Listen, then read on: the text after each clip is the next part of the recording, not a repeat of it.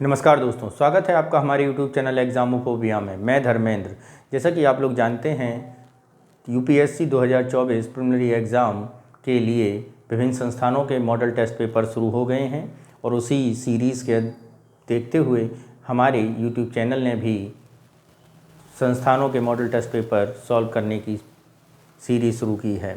तो इस सीरीज़ में हम लोग अब तक दृष्टि आईएएस संस्थान के 10 मॉडल टेस्ट पेपर सॉल्व कर चुके थे, जिसमें अलग अलग इन्वायरमेंट का था अभी 10वां, इकोनॉमिक्स का 9वां, साइंस टेक का 8वां और इसी तरह हिस्ट्री, ज्योग्राफी और करंट अफेयर से रिलेटेड।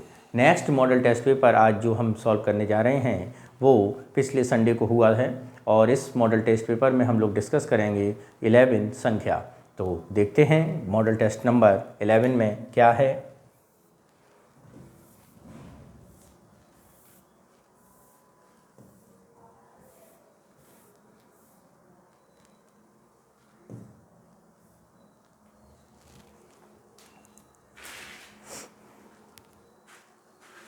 क्या है?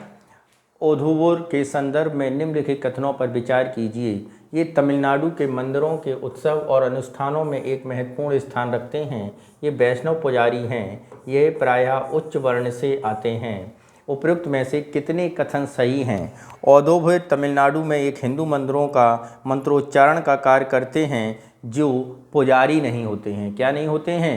ये पुजारी जो है वो नहीं होते हैं, बल्कि ये शैव मंदिरों में थ्रुमुराई संग्रह से ली गई स्तुतियाँ होती हैं। ठीक है, तमिलनाडु के मंदिरों में उत्सव अनुष्ठानों में एक महत्वपूर्ण स्थान रखते हैं। ये बात बिल्कुल क्या है हमारी सही है। और अगर हम दूसरी बात करें, ये प्रायः उच्च वर्ण से आते हैं, तो ये प्रायः उच्च वर्ण से भी नहीं आते हैं, बल्कि जो व्यक्ति हाशिए पर हैं उन व्यक्तियों की श्रेणी में ये लोग आते हैं, यानी ये निम्न वर्ग के से बिलोंग करते हैं। ठीक है मित्रों, नेक्स्ट देखते हैं हम लोग इसमें कौन सा सही होगा। केवल एक सही होगा, यानी ऑप्शन ए हमारा क्या होगा? सही होगा। नेक्स्ट चलते हैं क्वेश्चन नंबर है हमारा 2।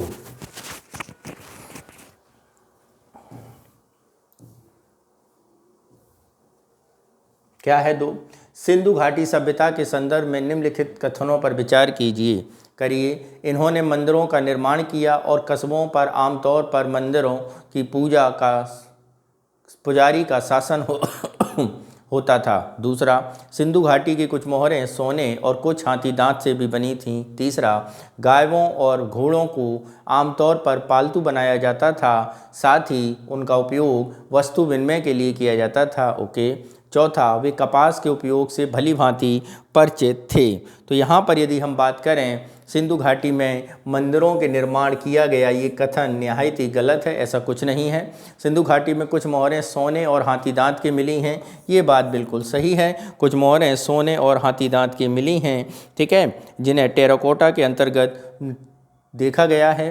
तीसरा, गायों और घोड़ों सिंधु घाटी के लोग पालते थे। तो यदि हम बात करें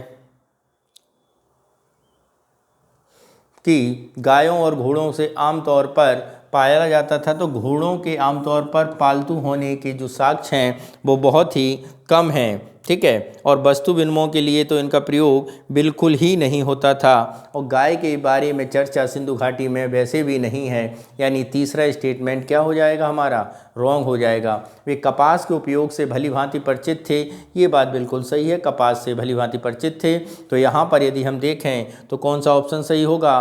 केवल एक, बी में केवल 2, यानी 2 ऑप्शन सही हैं, यानी ऑप्शन हमारा बी सही उत्तर होगा। नेक्स्ट चलते हैं क्वेश्चन नंबर 3 पर।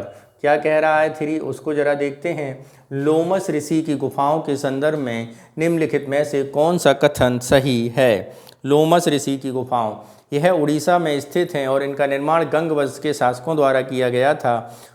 बी, अशोक ने इसे अजीबक संप्रदाय को दान दिया था। सी, माखली गोसाल गुफा का मुख्य वास्तुकार था। डी, यह उत्तर भारत की प्राचीनतम सरचंत मंदिरों में से एक है। तो यहाँ पे बात करें लोमस ऋषि गुफा, जिसे लोमस ऋषि का आश्रम भी कहा जाता है, भारत के बिहार राज्य के जहानाबाद जिले में बराबर और नागार्जुन की पहाड़ियों से संबंधित हैं, जिन्हें अशोक द्वारा अजीबकों को दान दिया गया था।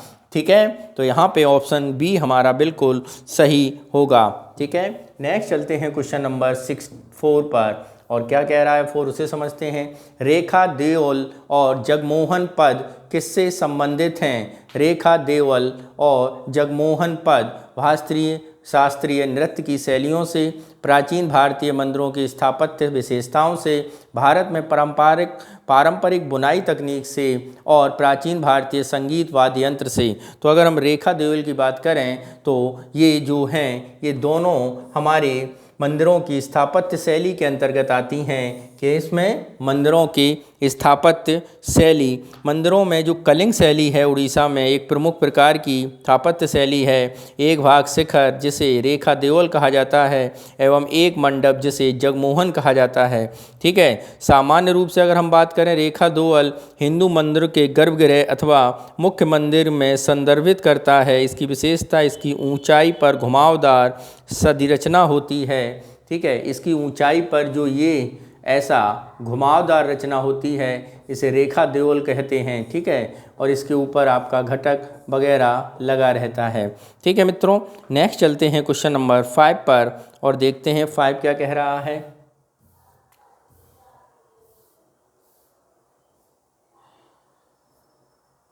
संगम काल के संदर्भ में निम्नलिखित कथनों पर विचार कीजिए। संगम सभाएं चोल शासकों के शाही संरक्षण में आयोजित की जाती थीं।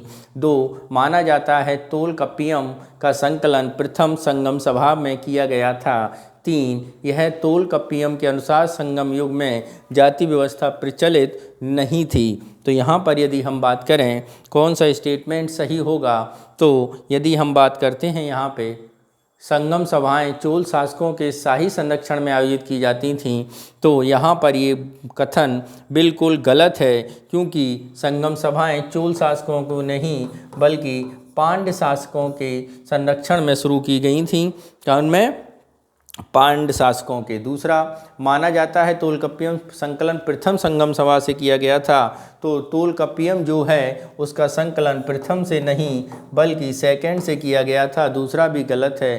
तोलकप्पियम के अनुसार संगम युग की जाति व्यवस्था प्रचलित नहीं थी।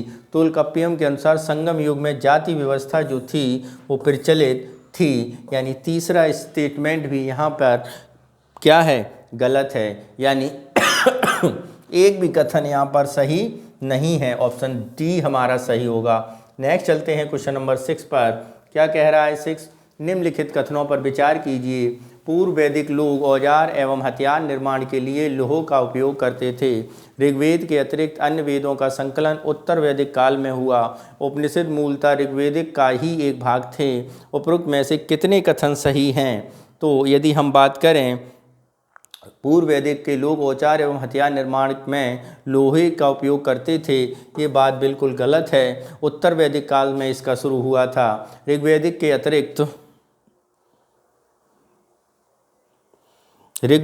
अतिरिक्त अन्य वेदों का संकलन उत्तर वैदिक काल में हुआ, ये बात बिल्कुल सही है। उपनिषद मूलतः ऋग्वेद का ही एक भाग थे।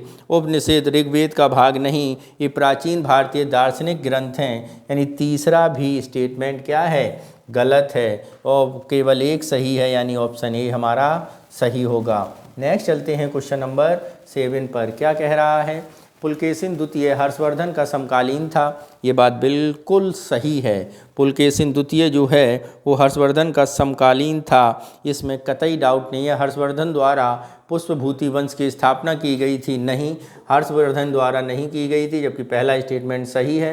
हर्षवर्धन ने अपनी आत्मकथा हर्षचरित के नाम से लिखी। तो हर्षवर्धन की जो आत्मकथा है वो हर्षवर्धन द्वारा नहीं लिखी गई है, बल्कि हर्षचरित जो ग्रंथ है वो हर्षवर्धन के यहाँ एक कवि रहते थे जिनका नाम है बाणभट्ट। क्या है मित्रों?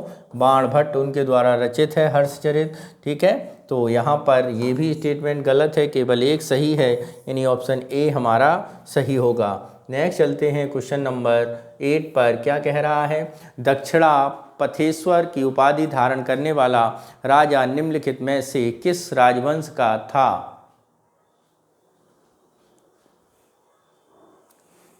दक्षिणा पथेश्वर की उपाधि धारण करने वाला राजा निम्नलिखित में किस राजवंश का था? तो दक्षिणापथेश्वर की उपाधि पुलकेशिन द्वितीय द्वारा ली गई थी। किसके द्वारा ली गई थी? पुलकेशिन द्वितीय।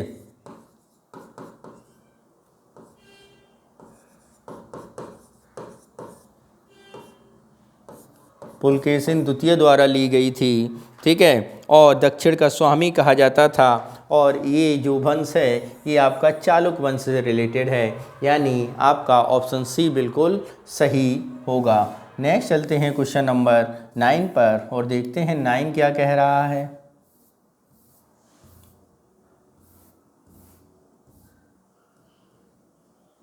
निम्नलिखित युग्मों पर विचार कीजिए और एक तरफ लेखक हैं, दूसरी तरफ कृति हैं, और आपको बताना है कितने सही सुमेलित हैं। यहाँ पर कितने सही सुमेलित हैं।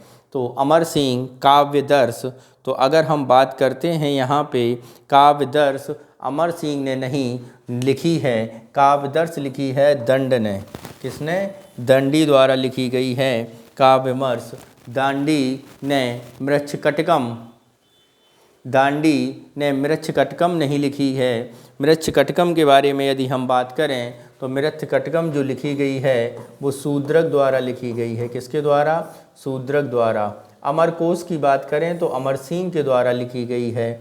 हरिसेन गुंडाढ़ की बात करें तो गुंडाढ़ जो है वो आपके बृहद कथा यानी गुंडाढ़ द्वारा लिखी गई है। ये बिल्कुल सही है। तो यहाँ पे कौन सा ऑप्शन सही है? केवल एक ऑप्शन सही है, ऑप्शन ए हमारा सही होगा। नेक्स्ट चलते हैं क्वेश्चन नंबर 10। काल सीमा प्रयोग के लिए कई मृदभांड। हड़प्पा युग काले और लाल मृदभांड, उत्तर वैदिक काल चित्रित धूसर मृदभांड, मौर्य काल उत्तरी काले पॉलिशदार मृदभांड, गुप्त काल लाल मृदभांड। तो यहाँ पर ऑप्शन में हमें बताना है कौन से सही होंगे। काल सीमा प्रयोग में किए गए मृदभांड। हड़प्पा युग में काले और लाल ब्लैक एंड रेड मृदभांड उपयोग किए जाते थे, ये बात बिल्कुल सही है। उत्तर वैदिक काल में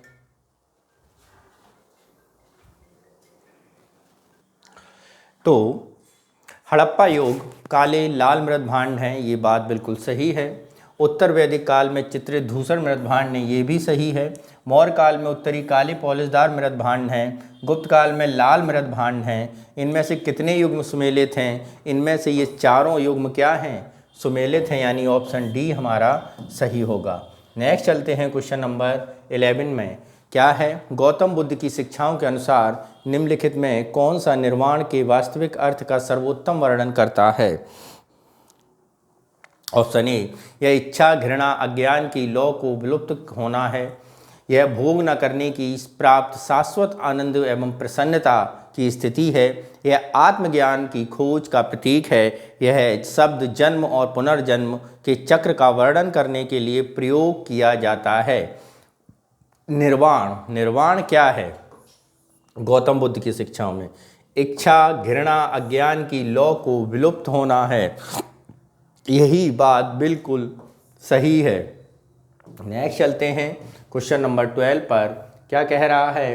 प्राचीन भारत के इतिहास के संदर्भ में सोमनाथ दंडनायक और रामप्पा प्रसिद्ध रूप से जुड़े हुए थे। जैन धर्म से, मंदिर स्थापत्य से, भित्ति चित्र से या नाटक लेखन से। तो सोमनाथ दंडनायक और रामप्पा प्रसिद्ध रूप से जो जुड़े हुए थे वो जुड़े हुए थे मंदिर स्थापत्य के, ठीक है। मनमोहक चैनकेश्वर मंदिर बेलूर और हेलीवेड का होयसल स्थापत्य के रूप में ये प्रसिद्ध दंडनायक हैं। वैष्णव मंदिर का निर्माण 1268 में सोमनाथ दंडनायक ने करवाया था, ठीक है।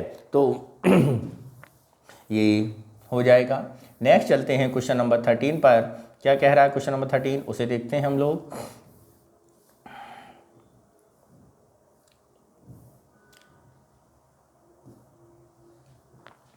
भूमि का प्रकार और विवरण। मूल्य, पर्वतीय क्षेत्र, कुरिंजी, चरागाह क्षेत्र।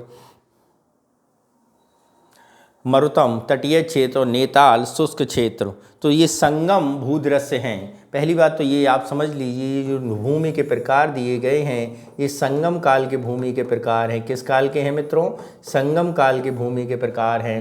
तो यहाँ पर यदि हम बात करें, मूल्य जो है वो मूल्य पर्वतीय क्षेत्र से संबंधित नहीं, यह बांस व अन्य वनस्पतियों वाले उपजाऊ चरागाह क्षेत्र हैं। मूल्य क्या है? बांस और वनस्पति के चरागाह क्षेत्र हैं। ठीक है। नेक्स्ट क्या है? कुरिंजी के बारे में अगर हम बात करें तो ये पर्वतीय क्षेत्र का प्रतिनिधित्व करते हैं। किसका करते हैं? पर्वतीय क्षेत्र का। मरुतम के बारे में अगर हम बात करें तो ये तटीय भूमि क्षेत्र नहीं होते, बल्कि ये जो हैं आपके कृषि से संबंधित भूमि संदर्भित हैं, जिनमें अक्सर धान की खेती होती है। किसके हैं? कृषि क्षेत्र से संबंधित हैं। नेताल के बारे में यदि हम बात करें, ये मरुस्थलीय नहीं बल्कि एक तटीय क्षेत्र होते हैं। और पल्ले के बारे में बात करें, इनका तात्पर्य पल्ले जो होते हैं वो रेगिस्तानी क्षेत्र से संबंधित हैं। ठीक है। पल्ले जो रेगिस्तानी क्षेत्र के संबंधित हैं, कृषि क्षेत्र। ठीक है। तो यहाँ पर एक भी जो है वो कोई भी कुछ सुमेलित नहीं है, यानी ऑप्शन डी हमारा सही होगा। नेक्स्ट चलते हैं क्वेश्चन नंबर 14 पर। क्या कह रहा है 14, उसे समझते हैं। वर्धमान महावीर के जीवन के संदर्भ में निम्नलिखित कथनों पर विचार कीजिए। उन्हें जैन धर्म का पहला वास्तविक संस्थापक माना जाता है। जैन धर्म का वास्तविक पहला संस्थापक इन्हें नहीं बल्कि ऋषभदेव को कहा जाता है। ठीक है। ऋषभदेव पहले तीर्थंकर थे, वर्धमान तो अंतिम थे। ये पहला स्टेटमेंट तो गलत हो जाएगा। वे वस्त्र धारण करते थे और दिगंबर संप्रदाय की तुलना में श्वेतांबर में अधिक मेल खाते हैं। ये बात भी बिल्कुल गलत है। ब्रह्मचर्य का मौलिक जैन सिद्धांत उनके द्वारा जोड़ा गया था, ये बिल्कुल सत्य बात है। तो कितने कथन यहाँ पर मित्रों सही हैं? तो यहाँ पर केवल एक कथन सही है। ठीक है। इन्होंने ही दिगंबर परंपरा के बारे में बताया और 4 आर्यसत्यों में 5 महाव्रत में 4 महाव्रतों में से 5वां महाव्रत जो था वो ब्रह्मचर्य को जोड़ा था। ठीक है। नेक्स्ट चलते हैं क्वेश्चन नंबर 15 पर। क्या है? भारत के उपराष्ट्रपति के चुनाव के संदर्भ में निम्नलिखित कथनों पर विचार कीजिए। निर्वाचक मंडल में केवल संसद के निर्वाचित सदस्य होते हैं, मनोनीत सदस्य नहीं होते। तो ये बात तो बिल्कुल सही है। निर्वाचक मंडल में निर्वाचन मंडल में भारत के क्या है? उपराष्ट्रपति के निर्वाचन मंडल में मनोनीत सदस्य हो सकते हैं, ये तो बात है। ठीक है। निर्वाचन में निर्वाचक मंडल द्वारा संसद के दोनों सदस्य हो सकते हैं, सदनों के दोनों सदस्य, और निर्वाचित और नामांकित दोनों सदस्य शामिल हो सकते हैं। ये बात गलत है। ठीक है। यानी ये बात क्या है? गलत है। दोनों सदस्य शामिल हो सकते हैं। निर्वाचक मंडल दिल्ली और पांडिचेरी विधानसभाओं के सदस्य भी शामिल होते हैं? नहीं। निर्वाचक मंडल में विधानसभाओं के सदस्य नहीं। मैंने क्या बोला? उपराष्ट्रपति के लिए राज्यसभा और लोकसभा के सभी सदस्यों का मतलब है प्रतिनिधि, यानी चुने हुए प्रतिनिधि और आपके मनोनीत सदस्य दोनों शामिल होते हैं। तो यहाँ पे दोनों स्टेटमेंट गलत हैं, यानी ऑप्शन जो है वो आपका सी सही हो जाएगा। नेक्स्ट चलते हैं क्वेश्चन नंबर 16 पर और देखते हैं 16 क्या कह रहा है हम लोगों से।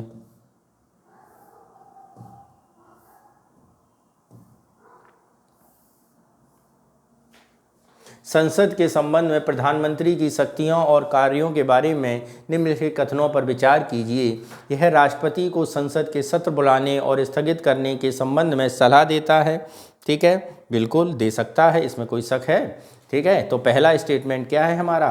बिल्कुल सही होगा। यह सदन को स्थगित करने की सिफारिश राष्ट्रपति से कर सकता है। किंतु इन कथनों में कौन सा कथन सही है? तो कथन को सदन को स्थगित करने की सिफारिश राष्ट्रपति से कर सकता है। तो सदन को स्थगित करने के बारे में अगर हम बात करें तो लोकसभा और राज्यसभा की कार्रवाई के बाद समय की तिथि के लिए अस्थायी रूप से निलंबित या बाधित करना है। ठीक है। तो ये केवल बैठक समाप्त करता है, सदन का सत्र को नहीं। तो ये पीठासीन अधिकारी द्वारा किया जाता है स्थगन के बारे में बात। तो ये दूसरा स्टेटमेंट गलत है, यानी एक सही दूसरा गलत, ऑप्शन सी हमारा क्या होगा, सही होगा। नेक्स्ट चलते हैं क्वेश्चन नंबर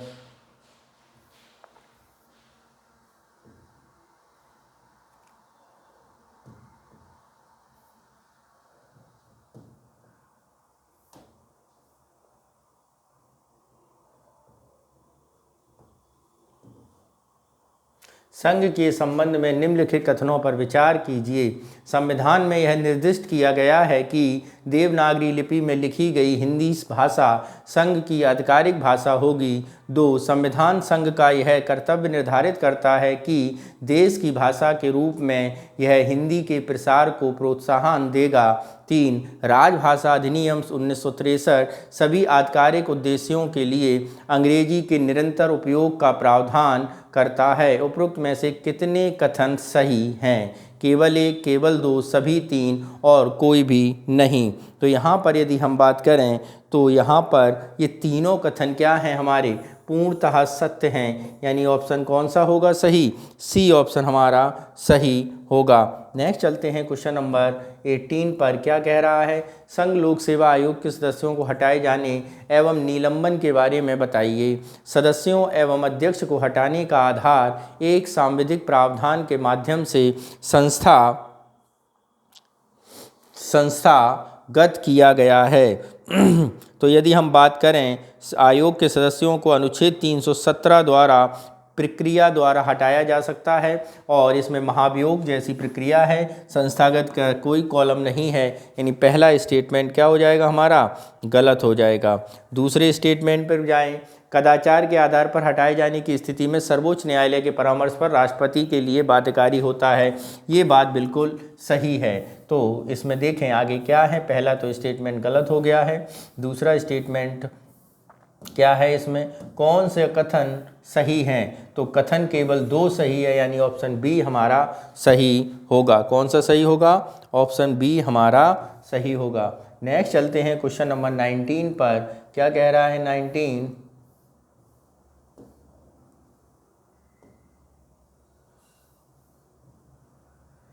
लोक प्रतिनिधित्व अधिनियम 1950 के संदर्भ में निम्नलिखित कथनों पर विचार कीजिए।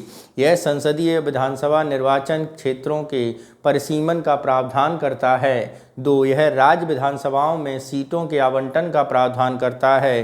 3. यह राजनीतिक दलों के पंजीकरण का प्रावधान करता है। 4. इसमें संसदीय निर्वाचन क्षेत्रों के लिए मतदाता सूची का उल्लेख है। उपरोक्त में से कितने कथन सही हैं? उपरोक्त में से कितने कथन सही हैं? तो यहाँ पे बात करने हैं कितने कथन सही हैं। तो लोक प्रतिनिधित्व अधिनियम 1950 में यदि हम बात करें संसदीय और विधानसभा के निर्वाचन क्षेत्रों का परिसीमन का प्रावधान, ये बात बिल्कुल सही है। दूसरे कथन के बारे में बात करें कि यह राज्य विधानसभाओं में सीटों के आवंटन का प्रावधान, ये भी बात बिल्कुल सही है। यह राजनीतिक दलों के पंजीकरण की बात करता है। तो यहाँ पर यदि हम बात करें तो ये राजनीतिक दलों के पंजीकरण की बात नहीं करता, ये चुनाव आयोग का काम है। इसमें संसदीय निर्वाचन क्षेत्रों के लिए मतदाता सूची का उल्लेख है। तो इसमें संसदीय विधानसभा निर्वाचन क्षेत्रों के लिए मतदाता सूची का उल्लेख है। तो चौथा भी स्टेटमेंट सही है, यानी 1, 2 और 4 केवल कितने कथन सही हैं? 3 कथन सही हैं। ऑप्शन सी हमारा सही होगा। नेक्स्ट चलते हैं क्वेश्चन नंबर 20 पर। क्या कह रहा है 20, उसको समझते हैं। कथन 1, लोक प्रतिनिधित्व अधिनियम RPA, ठीक है, 1951 के संबंध में यदि किसी व्यक्ति को अस्पृश्यता का पालन करने के लिए दंडित किया जाता है तो संसद या राज्य विधानमंडल के सदस्य के रूप में निर्वाचित होने के लिए अनाहर्त हो जाता है। दूसरा स्टेटमेंट, RPA 1951 सामाजिक अपराधों का प्रचार करने के आधार पर संसद और राज्य विधानमंडलों की सदस्यता के लिए अनाहर्ता से संबंधित है। उपरोक्त संबंधों में निम्नलिखित में से कौन सा कथन सही है? तो यहाँ पर यदि हम बात करें तो ये दोनों कथन मित्रों क्या हैं, बिल्कुल सही हैं। यदि किसी व्यक्ति को अस्पृश्यता का पालन करने के लिए दंडित किया जाता है तो संसद या राज्य विधानमंडल के सदस्य के निर्वाचन होने की अनाहर्त किया जाता है। 1951 के सामाजिक अपराध प्रचार करने के आधार पर संसद या राज्य विधानमंडल की सदस्यता के लिए अनाहर्ता संबंधित है। ये दोनों स्टेटमेंट सही हैं और दूसरे का व्याख्या कर रहा है पहले का, यानी ऑप्शन ए हमारा सही होगा। नेक्स्ट चलते हैं क्वेश्चन नंबर 21 पर। क्या कह रहा है 21, उसे समझते हैं।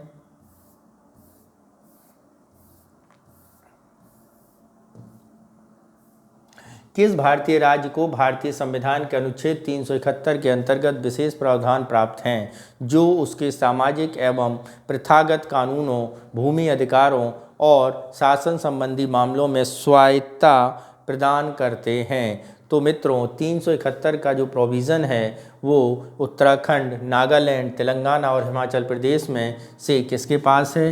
वो पास है हमारे मित्रों नागालैंड के पास, ठीक है। 371 ए के अंतर्गत नागालैंड को ये प्रावधान दिया गया है। नेक्स्ट चलते हैं क्वेश्चन नंबर 22 पर। क्या है 22, उसे समझते हैं। केंद्र शासित प्रदेश दिल्ली के संदर्भ में निम्नलिखित कथनों पर विचार कीजिए, करिए विचार और बताइए। 68वें संवैधानिक संशोधन अधिनियम ने केंद्र शासित प्रदेश दिल्ली को विशेष दर्जा दिया है। किसे विशेष दर्जा दिया है? दिल्ली को 68वें संविधान संशोधन से। तो ये 68वें संविधान संशोधन से नहीं, ये मित्रों मिला है दिल्ली को 69वें संविधान संशोधन से 1991 में, ठीक है। दूसरा स्टेटमेंट देखते हैं। मंत्रिपरिषद की संख्या विधानसभा की कुल संख्या का 10% निर्धारित की गई है। ये बात बिल्कुल क्या होगी? सही होगी, इसमें कोई दो राय नहीं है। नेक्स्ट, मुख्यमंत्री तथा अन्य मंत्रियों की नियुक्ति उपराज्यपाल द्वारा की जाती है। मुख्यमंत्री और अन्य मंत्रियों की नियुक्ति, मुख्यमंत्री की नियुक्ति राष्ट्रपति द्वारा की जाती है। और कथन 3 क्या है इसमें? उपराज्यपाल नहीं, किसके द्वारा होगी? राष्ट्रपति के द्वारा मुख्यमंत्री की नियुक्ति होगी। तो तीसरा स्टेटमेंट क्या हो जाएगा हमारा? गलत हो जाएगा। दूसरा, उपराज्यपाल किसी अध्यादेश जारी करने से पहले राष्ट्रपति की पूर्व सहमति आवश्यक है। उपराज्यपाल को विधानसभा के अवकाश की अवधि में अध्यादेश जारी करने का अधिकार है और किसी भी समय किसी अध्यादेश को वापस भी ले सकता है, ठीक है। तो यहाँ पे उसमें ऐसे ही किसी भी अध्यादेश में राष्ट्रपति की पूर्व अनुमति के बिना प्रख्यापित अथवा वापस नहीं लिया जा सकता। अर्थात चौथा भी स्टेटमेंट क्या है? बिल्कुल सही है, ठीक है। यानी 2 सही हैं, ऑप्शन बी हमारा सही होगा। नेक्स्ट चलते हैं क्वेश्चन नंबर 23 पर। क्या कह रहा है 23, उसे समझते हैं। भारत में अनुसूचित क्षेत्रों के संदर्भ में निम्नलिखित कथनों पर विचार कीजिए, करिए। किसी राज्य के भीतर किसी क्षेत्र को अनुसूचित क्षेत्र के रूप में अधिसूचित करने का कार्य राष्ट्रपति के आदेश के माध्यम से होता है।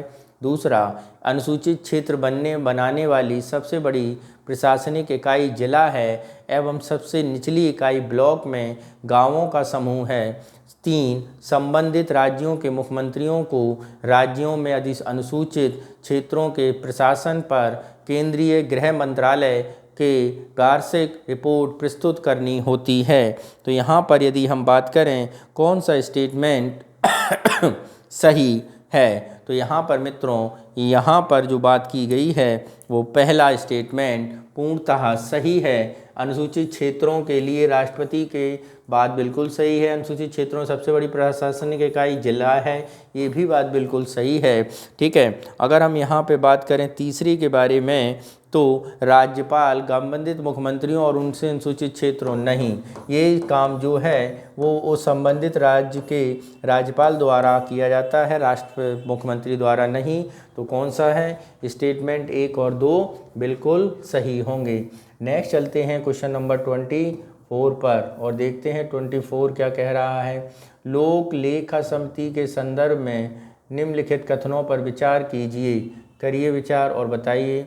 इससे पहली बार वर्ष 1935 के भारत सरकार अधिनियम के प्रावधानों के अंतर्गत स्थापित किया गया था। इसमें 22 सदस्य होते हैं, 15 लोकसभा के, 7 राज्यसभा के। संविधान के अनुसार समिति का अध्यक्ष विपक्षी दल का चुना जाना अनिवार्य होता है। निम्नलिखित कूट का प्रयोग कर सही उत्तर का चयन कीजिए।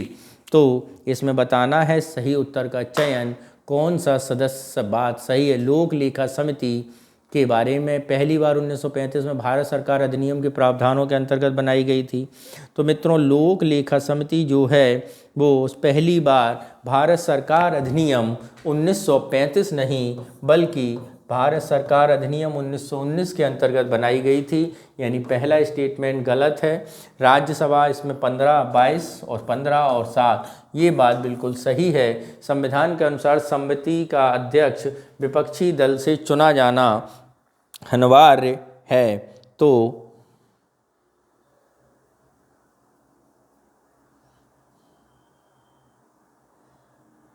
ठीक है, और ये कतई बात अनिवार्य नहीं है कि विपक्षी दल का हो, यानी ये भी कथन गलत है। तो केवल दूसरा कथन सही है। कौन सा कथन सही है मित्रों? दूसरा कथन हमारा सही है। तो ऑप्शन सी हमारा क्या होगा? सही होगा। कौन सा ऑप्शन सही होगा? सी हमारा ऑप्शन सही होगा। नेक्स्ट चलते हैं क्वेश्चन नंबर 25 पर। क्या कह रहा है 25? उसे समझते हैं। संविधान की 6ठी अनुसूची के संदर्भ में निम्नलिखित कथनों पर विचार कीजिए। ये असम, मेघालय, त्रिपुरा एवं नागालैंड राज्यों के जनजातीय क्षेत्रों के प्रशासन से संबंधित हैं। असम में के राज्यपाल यह निर्देश दे सकते हैं कि संसद का कोई अधिनियम किसी जनजातीय क्षेत्र में लागू नहीं होता। जनजातीय क्षेत्रों के अंतर्गत स्वायत्त जिलों में एक स्वायत्त जिला परिषद एवं एक अलग क्षेत्रीय परिषद होती है। राज्यपाल स्वायत्त जिलों के क्षेत्रों को बढ़ा अथवा घटा सकता है, उनके नाम परिवर्तित कर सकता है अथवा उनकी सीमा को परिभाषित कर सकता है। उपरोक्त में से कितने कथन क्या हैं? सही हैं? केवल 1, केवल 2, केवल 3 और सभी 4। तो यहाँ पर यदि हम बात करें कौन सा स्टेटमेंट सही होगा, तो मित्रों यहाँ पर जनजातीय असम, मेघालय, त्रिपुरा, नागालैंड जनजातीय क्षेत्रों के प्रशासन संबंधित हैं। तो असम, मेघालय, त्रिपुरा और नागालैंड नहीं बल्कि मिजोरम और असम, मेघालय, त्रिपुरा और मिजोरम है। पहला स्टेटमेंट गलत। असम राज्यपाल को यह निर्देश दे सकते हैं, असम के राज्यपाल, कि संसद कोई अधिनियम किसी जनजातीय क्षेत्र में लागू नहीं होता है। ये बिल्कुल सही है। तीसरा, जनजातीय क्षेत्रों के अंतर्गत स्वायत्त जिलों में एक स्वायत्त जिला परिषद एवं अलग क्षेत्रीय परिषद होती है। ये भी बात बिल्कुल सही है। ठीक है, 244 2 और 275 1 के अंतर्गत। तीसरा, राज्यपाल स्वायत्त जिलों की क्षेत्रों को बढ़ा अथवा घटा सकता है, उनके नाम परिवर्तित कर सकता है। ये भी बात बिल्कुल सही है। तो कितने कथन सही हैं? 3 कथन यहाँ पर पूर्णतः क्या होंगे? सही होंगे, यानी ऑप्शन सी हमारा बिल्कुल सही होगा। नेक्स्ट चलते हैं।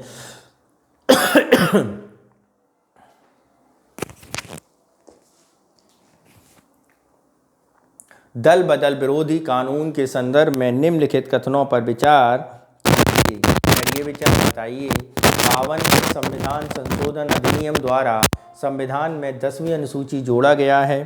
ठीक है। दूसरा, यह कानूनन कोई समय सीमा प्रदान नहीं करता। इसके भीतर पीठासीन अधिकारी को दल बदल के मामले का निर्णय करना होगा।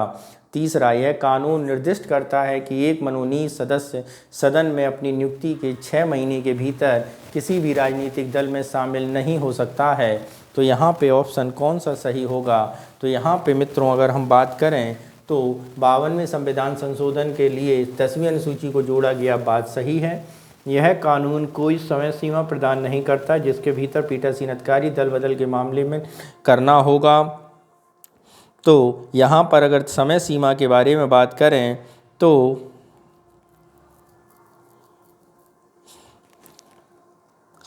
किसी प्रकार की समय सीमा नहीं है। दूसरा स्टेटमेंट भी क्या है हमारा? सही होगा। तीसरा, यह कानून निर्दिष्ट करता है मनोनीत सदस्य अपनी अनुमति नियुक्ति के 6 महीने के भीतर किसी राजनीतिक दल में शामिल नहीं होगा। 6 महीने के भीतर नहीं, निहरता के पूर्व शर्त में ऐसी घटना 15 दिनों अथवा 2 सप्ताह की बात की गई है। कोई भी मनोनीत 6 महीने की समाप्ति के बाद किसी राजनीतिक दल में शामिल होता है। विधि निर्दिष्ट करता है मनोनीत सदस्य की नियुक्ति 6 महीने के भीतर किसी भी राजनीतिक दल में शामिल हो सकता है।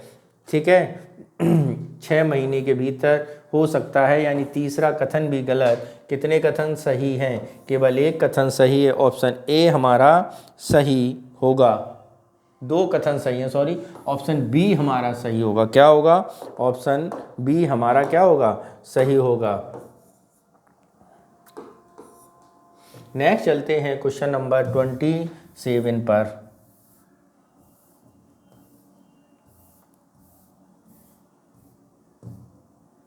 राष्ट्रीय पांडुलिपि मिशन NMM के संदर्भ में निम्नलिखित कथनों पर विचार कीजिए। क्या है? यह संस्कृति मंत्रालय और भारतीय पुरातत्व सर्वेक्षण का संयुक्त प्रयास है। तो यहाँ पर यदि हम बात करें तो भारतीय संस्कृति मंत्रालय एवं भारतीय पर्यटन मंत्रालय का संयुक्त प्रयास है, न कि पुरातत्व, यानी पहला स्टेटमेंट गलत। यह देश में विरासत संरक्षण पहल के लिए सबसे प्रभावी आंदोलन के रूप में उभरा है। ये बात बिल्कुल सही है। इसमें से कौन सा कथन सही होगा? इनमें से आपका स्टेटमेंट नंबर बी यानी स्टेटमेंट 2 सही है, यानी ऑप्शन बी हमारा सही होगा। नेक्स्ट चलते हैं क्वेश्चन नंबर 28। क्या कह रहा है 28? इसे देखते हैं।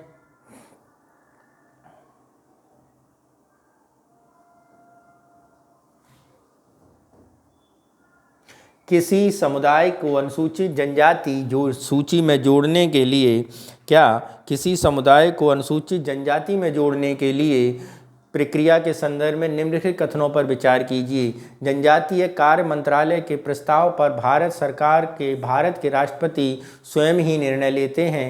अनुसूचित जनजाति का दर्जा प्राप्त करने के मानदंड संविधान में वर्णित नहीं है। 3, एक बार जब किसी समुदाय को अनुसूचित जनजाति सूची में शामिल कर लिया जाता है तब यह एक स्थायी स्थिति होती है तथा इसे संशोधित एवं हटाया नहीं जा सकता। तो इसमें से कौन सी बात सही होगी? तो यहाँ पर यदि हम बात करें इनमें से कौन सी बातें सही होंगी उसके बारे में बात की जाती है।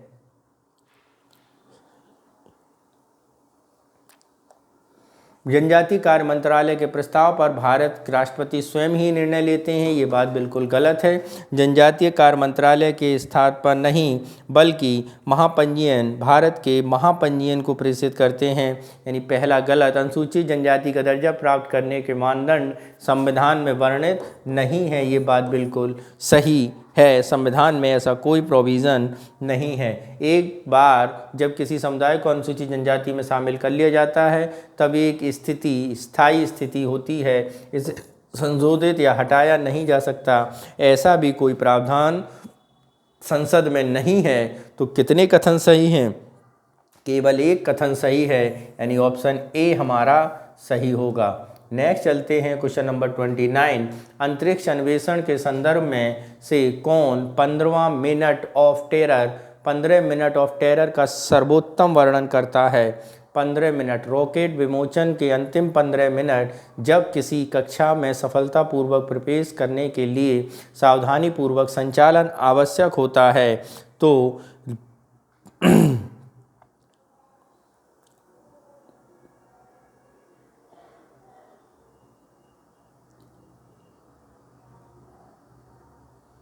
ठीक है, नेक्स्ट है अंतर्ग्रही मिशनों के दौरान मिशन नियंत्रण को और एक अंतरिक्ष यान को बीच सिग्नल में 15 मिनट की देरी। ओके, नेक्स्ट क्या है? सी। हाँ, सी।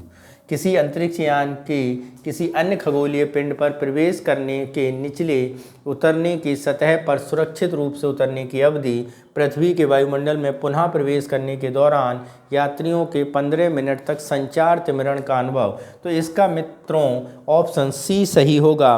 जैसा कि हम लोग जानते हैं, ये जो अंतिम टेरर 15 मिनट्स का जो कॉन्सेप्ट है ये आपका हमारे चंद्रयान मिशन 2 के असफल होने के बाद हुआ, जिसमें अंतिम 15 मिनट में वो असफल हुआ था, जिसमें वो जब वह किसी अन्य पिंड पर उतरने वाला होता है तो उस समय की गणना की जाती है, तो उसी को ही गणने को ही क्या बोला गया है, सुरक्षित रूप से उतरने की अवधि। ठीक है, तो यही टेरर के तौर पे जाना गया है। नेक्स्ट चलते हैं क्वेश्चन नंबर 30 पर। क्या है, जैव प्रौद्योगिकी के संदर्भ में जीनोम संपादन तथा आनुवांशिक संशोधन के बीच मुख्य अंतर क्या है। आनुवांशिक संशोधन के परिणाम स्वरूप किसी जीव की आनुवांशिक संरचना में नगण्य परिवर्तन होते हैं, जबकि जीनोम संपादन में किसी जीव को संपूर्ण आनुवांशिक संरचना को परिवर्तित करना शामिल होता है। Okay, B option. जीनोम संपादन एक व्यापक पद है जो सभी आनुवांशिक हेरफेरों को शामिल करता है, जबकि आनुवांशिक संशोधन विशेष रूप से एक जीव से दूसरे जीव में जीन में सम्मिलन को संदर्भित करता है। सी, जीनोम संपादन और आनुवांशिक संशोधन पर्यायवाची शब्द हैं, दोनों एक जीव के जीन को परिवर्तित करने की एक प्रक्रिया को संदर्भित करते हैं। डी, जीनोम संपादन का उपयोग पादपों के लिए किया जाता है, जबकि आनुवांशिक संशोधनों का उपयोग जीवों के लिए किया जाता है। तो यहाँ पर कौन सा ऑप्शन सबसे सही है, तो मित्रों जीनोम संपादन एक व्यापक पद है जो सभी आनुवांशिक हेरफेरों को शामिल करता है, जब आनुवांशिक संशोधन जीव की दूसरे जीव के जीन में सम्मिलित करने की प्रक्रिया होती है, यानी ऑप्शन बी हमारा बिल्कुल सही होगा। नेक्स्ट चलते हैं क्वेश्चन नंबर 31 पर। क्या कह रहा है, शहरी नियोजन और संवहनीयता के संदर्भ में निम्नलिखित में से कौन 15 मिनट सिटीज़ का सर्वोत्तम वर्णन करता है। ऐसे शहर का निर्माण जहां प्रत्येक यात्रा चाहे कार से हो अथवा सार्वजनिक परिवहन से अधिकतम 15 मिनट का समय लगे। ओके, शहर के लिए योजनाएं बनाना जिसमें उद्यानों और हरित स्थानों का एक नेटवर्क शामिल हो, जो आवासीय स्थान से 15 मिनट की पैदल दूरी पर हों। सी, शहरी क्षेत्रों पर पुनर्विचार करना ताकि स्थानीय लोगों के लिए रोज़मर्रा की अधिकांश आवश्यकताएं एवं गतिविधियों उनके घरों से 15 मिनट की बाइक की सवारी अथवा पैदल दूरी पर पहुंच सकें। ओके। डी, सार्वजनिक सुरक्षा में सुधार के लिए 15 मिनट की अल्पकालिक प्रक्रियाएं सेवाओं को व्यापक नेटवर्क के साथ शहरों का विकास करना। तो यहाँ पर यदि हम बात करें जो की गई है, तो यूनेनो संयुक्त राष्ट्र के अनुसार 2050 पृथ्वी पर निवास करने वाले लगभग 10 अरब लोगों में से 2/3 लोग इन निर्मित शहरों में निवास करेंगे। तो उसके लिए कहा गया है ऐसे शहरों पर विचार किया जाए ताकि स्थानीय लोग रोज़मर्रा की आवश्यकताओं को 15 मिनट में पा सकें, यानी ऑप्शन सी हमारा सही होगा। नेक्स्ट चलते हैं क्वेश्चन नंबर 32 पर। क्या है 32, उसे समझते हैं।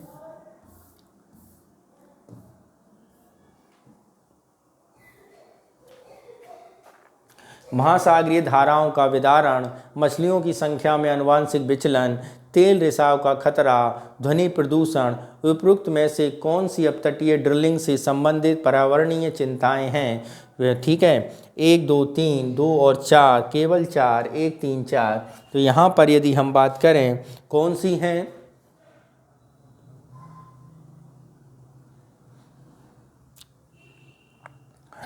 तो यहाँ पर पर्यावरणीय अपतटीय ड्रिलिंग से संबंधित हैं आपकी महासागरीय विदारण, ये बिल्कुल सही है। मछलियों की संख्याओं में आनुवांशिक विचलन, ये नहीं है।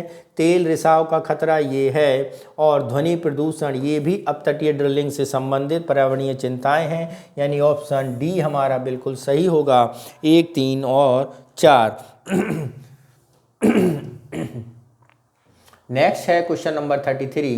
क्या कह रहा है 33, उसे समझते हैं। हरित धारा के संदर्भ में निम्नलिखित कथनों पर विचार कीजिए। यह एक एंटी मेथेनोजेनिक फीड सप्लीमेंट है, यह मवेशियों के मीथेन उत्सर्जन में कटौती कर सकता है, परिणाम स्वरूप दुग्ध उत्पादन में वृद्धि कर सकता है। उपरोक्त कथनों में से कौन से सही हैं? तो उपरोक्त कथनों में से मित्रों ये दोनों कथन बिल्कुल क्या है, हमारे सही हैं, यानी ऑप्शन सी हमारा क्या होगा, सही होगा। नेक्स्ट चलते हैं क्वेश्चन नंबर 34 पर। क्या है 34, उसे समझते हैं।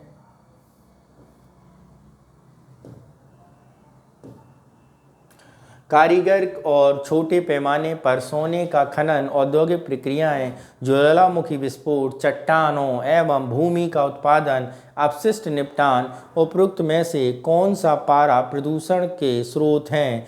केवल 1 3 4, 1 3 5 6, 2 4 5 6, 1 2 3 4 5। तो यहाँ पर यदि हम बात करें तो ये सारे के सारे प्रदूषण के स्रोत हैं, यानी कारीगर और छोटे पैमाने के पर सोने का खनन हो, औद्योगिक प्रक्रियाएं हों, ज्वालामुखी विस्फोट हो, चट्टानों में भूमि अपरदन हो, अपशिष्ट निपटान हो, ये सब प्रदूषण के कारक हैं, यानी ऑप्शन डी हमारा क्या होगा, सही होगा। नेक्स्ट चलते हैं क्वेश्चन नंबर 35। क्या कह रहा है 35, उसे समझते हैं। यूरिया गोल्ड के संदर्भ में निम्नलिखित कथनों पर विचार कीजिए। इसे यूरिया में सल्फर, नाइट्रोजन तथा सल्फर के मिश्रित उर्वरक बनाकर निर्मित किया जाता है। यह मृदा में सल्फर की आवश्यकताओं को पूरा करता है तथा साथ ही नाइट्रोजन उपयोग दक्षता NUE में वृद्धि करता है। उपरोक्त कथनों में से कौन से सही हैं? तो यूरिया गोल्ड में अगर हम बात करें तो यूरिया में सल्फर, नाइट्रोजन और सल्फर की मिश्रित उर्वरक बनाकर निर्मित किया जाता है, बिल्कुल सही है। यह मृदा में सल्फर की आवश्यकताओं को पूरा करता है और साथ ही नाइट्रोजन उपयोग दक्षता को में वृद्धि करता है, ये भी बात बिल्कुल सही है, यानी ऑप्शन सी हमारा सही होगा। 1 और 2 दोनों यहाँ पर सही होंगे। नेक्स्ट चलते हैं क्वेश्चन नंबर 36 पर। क्या कह रहा है 36, उसे समझते हैं। हथकरघा निर्यात संवर्धन परिषद के संदर्भ में निम्नलिखित कथनों पर विचार कीजिए। करिए विचार और बताइए हमें भी। हथकरघा यह कला और संस्कृति मंत्रालय द्वारा गठित एक नोडल एजेंसी है, ठीक है। तो आगे इसे कंपनी अधिनियम के तहत एक गैर लाभकारी कंपनी के रूप में शामिल किया गया है। तो हथकरघा संवर्धन परिषद जो है कला और संस्कृति मंत्रालय नहीं बल्कि वस्त्र मंत्रालय द्वारा बनाई गई एक संस्था है, ठीक है। इसे कंपनी अधिनियम गैर लाभकारी कंपनी में शामिल किया गया है, ये बात बिल्कुल सही है, यानी ऑप्शन बी हमारा सही होगा। नेक्स्ट चलते हैं क्वेश्चन नंबर 37। भारत में जनगणना की शुरुआत 1881 औपनिवेशिक अभ्यास से हुई थी, ये बात तो बिल्कुल सही है ही, इसमें तो कोई दो राय नहीं है। जनगणना आबादी में एक चित्र प्रदान करती है, जबकि सामाजिक आर्थिक जाति जनगणना राज्य समर्थन के लाभार्थियों की पहचान करने का उपकरण है। ये दोनों बातें बिल्कुल सही हैं, यानी ऑप्शन सी हमारा सही होगा। नेक्स्ट चलते हैं क्वेश्चन नंबर 38। क्या कह रहा है 38, इसे समझते हैं। बोधिसत्व और प्रतीक, मैत्रेयी, अनंत करुणा और दया, अवलोकितेश्वर, नए धर्म का प्रचार, अमिताभ, अनंत जीवन। तो यहाँ पे बताना है कौन से सही बातें हैं। तो मैत्रेयी, अनंत करुणा और दया,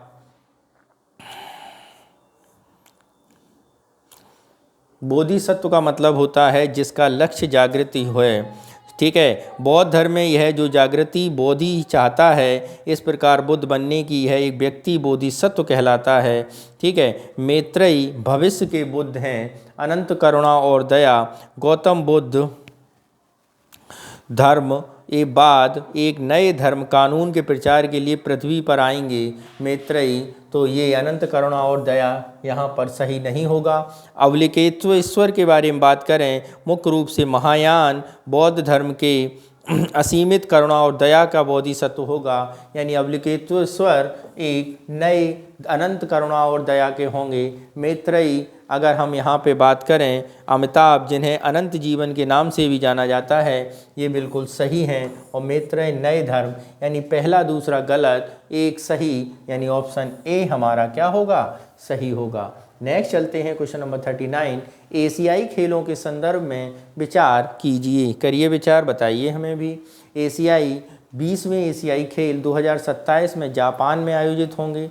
ये बात बिल्कुल सही है। जिन 2 पदक खेलों की शुरुआत हुई वे ई स्पोर्ट्स और ब्रेक डांसिंग हैं। ये बात बिल्कुल सही है। इनका आयोजन प्रत्येक 5 वर्ष में एक बार किया जाता है। तो एशियाई खेलों के बारे में बात करें तो इनका प्रत्येक 5 वर्ष नहीं बल्कि प्रत्येक 4 वर्ष में एक बार किया जाता है।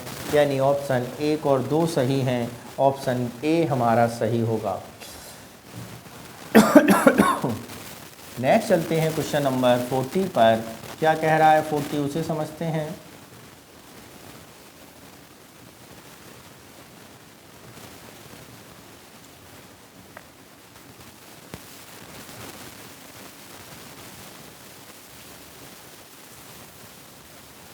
निम्नलिखित में से किस देश के बीच हाल ही में सामाजिक सुरक्षा समझौते पर हस्ताक्षर किए गए हैं। तो हाल ही में किसके बीच किए गए हैं? भारत एवं ऑस्ट्रेलिया, भारत एवं अर्जेंटीना, भारत एवं दक्षिण अफ्रीका, भारत एवं मालदीव। तो हाल ही में सामाजिक सुरक्षा समझौते पर हस्ताक्षर भारत और अर्जेंटीना ने मिलके किया है। यानी ऑप्शन बी हमारा सही होगा। ठीक है, जिसके अंतर्गत श्रमिकों और पेशेवर लोगों की सुरक्षा से संबंधित बात इसमें समझौता किया गया है। नेक्स्ट क्या है हमारा 41। कंजक्टिवाइटिस, कैंडिडियासिस, ग्लूकोमा, आयु संबंधी मैक्युलर डिजेनरेशन उपरोक्त में से कौन सा नेत्र रोग है? तो यहाँ पर यदि हम बात करें कंजक्टिवाइटिस ये नेत्र संबंधी रोग है, कैंडिडियासिस ये नेत्र संबंधी रोग नहीं है, ग्लूकोमा ये आपका नेत्र संबंधी रोग है, और आपका आयु संबंधी मैक्युलर डिजेनरेशन ये भी आपका नेत्र संबंधी रोग है। ठीक है, तो यहाँ पर आपका 1, 3 और 4 ये सही होगा, जबकि 2 यहाँ पर सही नहीं होगा। ठीक है, तो यहाँ पर जो सही होगा ऑप्शन वो आपका डी ऑप्शन सही होगा, 1, 3 और 4। नेक्स्ट चलते हैं क्वेश्चन नंबर 42 पर। क्या है 42 उसे समझते हैं हम लोग। निक्षेप बीमा और प्रत्यय गारंटी निगम DICGC के संदर्भ में निम्नलिखित कथनों पर विचार कीजिए। यह भारतीय स्टेट बैंक की पूर्ण स्वामित्व वाली सहायक कंपनी है। बैंक में प्रत्येक जमाकर्ता अधिकतम 5 लाख रुपए तक का बीमा दिया जाता है। क्षेत्रीय ग्रामीण बैंकों में निक्षेप राशि DICGC के अंतर्गत बीमाकृत नहीं है। उपरोक्त में से कितने कथन सही हैं? केवल 1, केवल 2 और इनमें से कोई नहीं। तो यहाँ पर यदि हम बात करें कौन सा कथन यहाँ पर सही है, इसमें अगर हम बात करते हैं यह भारतीय स्टेट बैंक की पूर्ण स्वामित्व वाली कंपनी है, तो भारतीय स्टेट बैंक की पूर्ण स्वामित्व वाली कंपनी नहीं बल्कि RBI की पूर्ण स्वामित्व वाली कंपनी है। पहला स्टेटमेंट गलत। दूसरे पे आए, बैंक जमाकर्ता को 5 लाख का बीमा देती है, ये बात बिल्कुल सही है। तीसरी बात अगर हम बात करें, यह क्षेत्रीय ग्रामीण बैंकों की निक्षेप राशि DICGC के अंतर्गत बीमाकृत नहीं है। तो क्षेत्रीय विदेशी भारत में कार्यरत विदेशी बैंक शाखा स्थानीय क्षेत्र बैंक में इन सब की राशियां DICGS के तहत बीमाकृत हैं नहीं है। यानी ऑप्शन ए हमारा सही होगा, एक ही सही है। नेक्स्ट चलते हैं क्वेश्चन नंबर 43 पर। महात्मा गांधी राष्ट्रीय ग्रामीण रोजगार गारंटी अधिनियम मनरेगा के संबंध में निम्नलिखित कथनों पर विचार कीजिए। कार्यक्रम की निगरानी और कार्यान्वयन श्रम एवं रोजगार मंत्रालय द्वारा किया जाता है। आवेदन जमा करने के 15 दिन के भीतर रोजगार न मिलने पर बेरोजगारी भत्ता पाने का अधिकार होता है। योजना के लिए मनरेगा कार्यों का सामाजिक अंकेक्षण अनिवार्य है। उपयुक्त में से कितने कथन सही हैं? उपयुक्त में से कितने कथन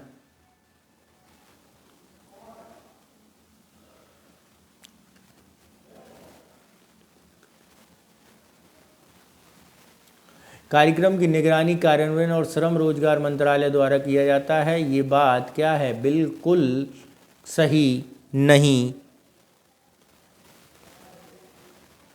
नहीं है, क्योंकि इसका कार्यक्रम निगरानी कार्यान्वयन और श्रम मंत्रालय द्वारा नहीं बल्कि ग्रामीण मंत्रालय द्वारा होता है। किसके द्वारा होता है?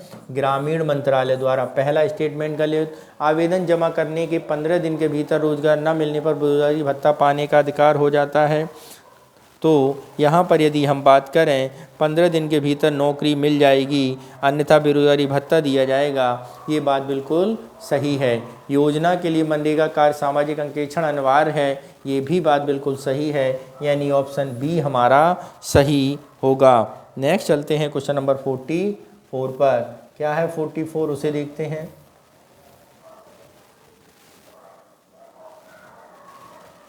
निम्नलिखित कथनों पर विचार कीजिए।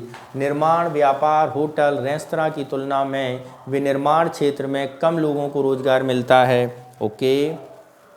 बचत, श्रम विस्थापन दोनों प्रौद्योगिकियों की तैनाती के साथ विनिर्माण तेजी से पूंजी गहन होता जा रहा है। उपरोक्त कथनों के संबंध में कौन सा कथन सही है? तो यहाँ पर यदि हम कथन के बारे में बात करें तो ये दोनों कथन हमारे पूर्णतः सही हैं और एक की व्याख्या दूसरे के द्वारा हो रही है, यानी ऑप्शन ए हमारा सही हो जाएगा।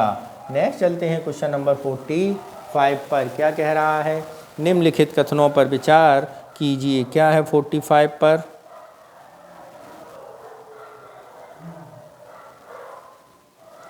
रोजगार सृजन को बढ़ावा देना, आर्थिक झटकों की प्रति संवेदनशीलता कम करना, निर्धनता उन्मूलन, मानव पूंजी निवेश में वृद्धि। उपरोक्त में से कितने वित्तीय समावेशन के परिणाम हो सकते हैं? केवल एक, केवल दो, केवल तीन, सभी चार। तो यहाँ पे बात करें वित्तीय समावेशन के परिणाम ये चारों हो सकते हैं। रोजगार का सृजन बढ़ सकता है, आर्थिक झटकों के प्रति संवेदनशीलता को कम करता है, निर्धनता उन्मूलन होती है, मानव पूंजी निवेश में वृद्धि होती है, यानी ऑप्शन डी हमारा बिल्कुल सही होगा। सभी चार हमारे सही होंगे।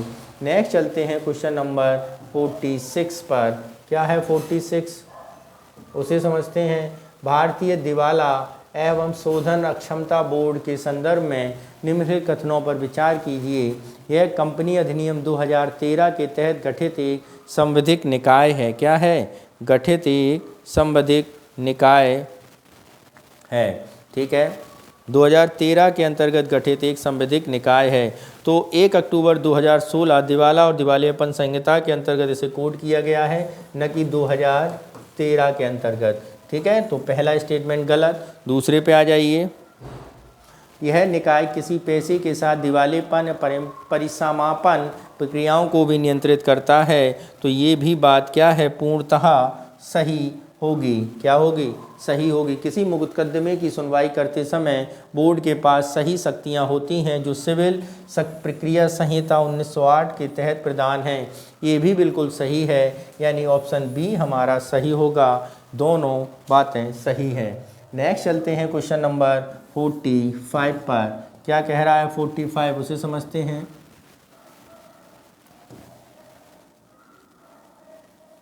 मून लाइटिंग निम्नलिखित में से किस स्थिति का सर्वोत्तम संदर्भित करता है? Moon lighting. ऑप्शन ए, नियमित नौकरी में सामान्य कामकाजी घंटों के बाहर दूसरी नौकरी करने का अभ्यास। 2, शहरों और रात में भी खुली बाजार जारी रखने की अनुमति देना। 3, सी, रात में ऊर्जा संरक्षण के तरीकों के रूप में उपयोग करने के लिए चंद्रमा की रोशनी का परिमाण को बढ़ाना। भूमि की सतहों और जल निकायों से पादपों और पशुओं के नमूने एकत्र करने के लिए दुर्गम क्षेत्रों में ड्रोन भेजना। तो मून लाइटिंग के बारे में बात करते हैं तो नियमित नौकरी के सामान्य कामकाजी घंटों से दूसरी नौकरी के लिए अभ्यास करना, ये ऑप्शन ए हमारा सही होगा। नेक्स्ट चलते हैं क्वेश्चन नंबर 48 पर। क्या कह रहा है 48, उसे समझते हैं।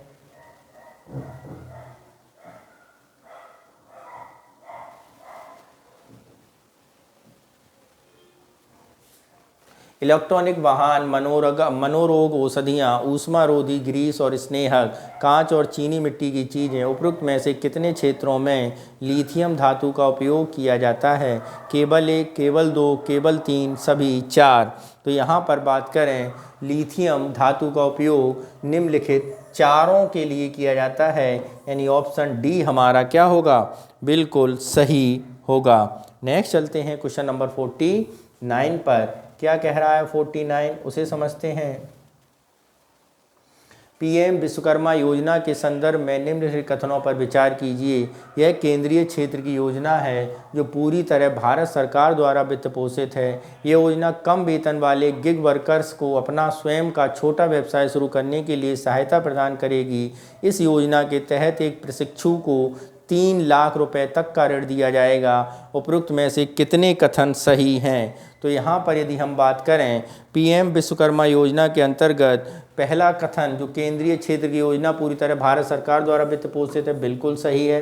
यह योजना कम वेतन वाले गिग वर्कर्स को अपने स्वयं का छोटा व्यवसाय शुरू करने के लिए सहायता प्रदान करती है, नहीं, ये 18 व्यवसायों में लगे कारीगरों को सहायता प्रदान करती है। दूसरा स्टेटमेंट गलत है। इस योजना के तहत प्रशिक्षु को 3 लाख रुपए तक का ऋण दिया जाता है, ये बात बिल्कुल सही है। प्रशिक्षु को 3 लाख तक का ऋण दिया जाता है।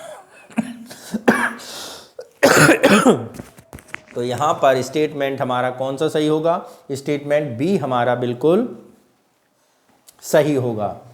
ठीक है, तो यहाँ पर हमारा बी ऑप्शन बिल्कुल सही है। नेक्स्ट चलते हैं क्वेश्चन नंबर 50 पर। क्या कह रहा है 50, इसे समझते हैं। भारतीय भेषज संहिता का आयोग के संदर्भ में निम्नलिखित कथनों पर विचार कीजिए। इसका मूल कार्य प्रचलित बीमारियों के उपचार के लिए आमतौर पर आवश्यक दवाओं के मानकों को नियमित रूप से अद्यतन करना है। 2, इसे सूरीनाम में दवाओं के लिए मानक के रूप में मान्यता दी गई है। 3, यह आयुष मंत्रालय की स्वायत्त संस्था है। तो आपको बताना है यहाँ पर कितने कथन सही हैं। तो यदि हम बात करें, ये जो भारतीय भेषज संहिता है तो आयुष मंत्रालय के अंतर्गत नहीं, बल्कि परिवार स्वास्थ्य एवं परिवार कल्याण मंत्रालय के अंतर्गत है। किसके हैं? स्वास्थ्य एवं परिवार कल्याण मंत्रालय के अंतर्गत ये बात सही है, यानी तीसरा स्टेटमेंट गलत है। इसका कार्य मूल प्रचलित बीमारियों में आमतौर पर आवश्यक दवाओं मानकों का अध्ययन करना, बिल्कुल सही है। एक मानक के रूप में मान्यता दी गई है, ये भी बात बिल्कुल सही है। तो कितने कथन सही हैं? 2 कथन मित्रों इसके सही हैं, यानी ऑप्शन नंबर बी हमारा क्या होगा? सही होगा। नेक्स्ट चलते हैं क्वेश्चन नंबर 651 पर। क्या है 51, उसे समझते हैं हम लोग।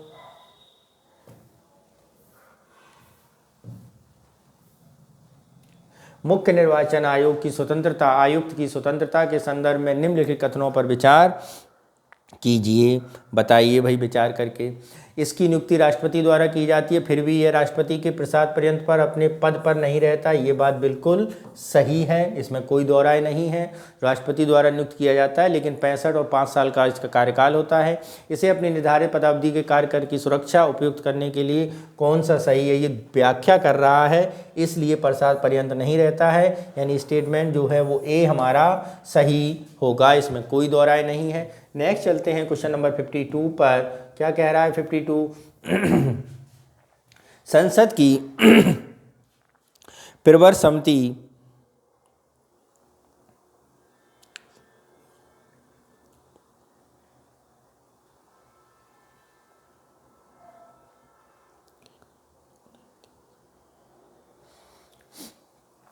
संसद की प्रवर समिति के संबंधित वे विशेष विधेयकों की जांच और निरीक्षण के लिए विशिष्ट उद्देश्य की स्थापित तदर्थ और अस्थायी समितियों की एक श्रेणी होती है।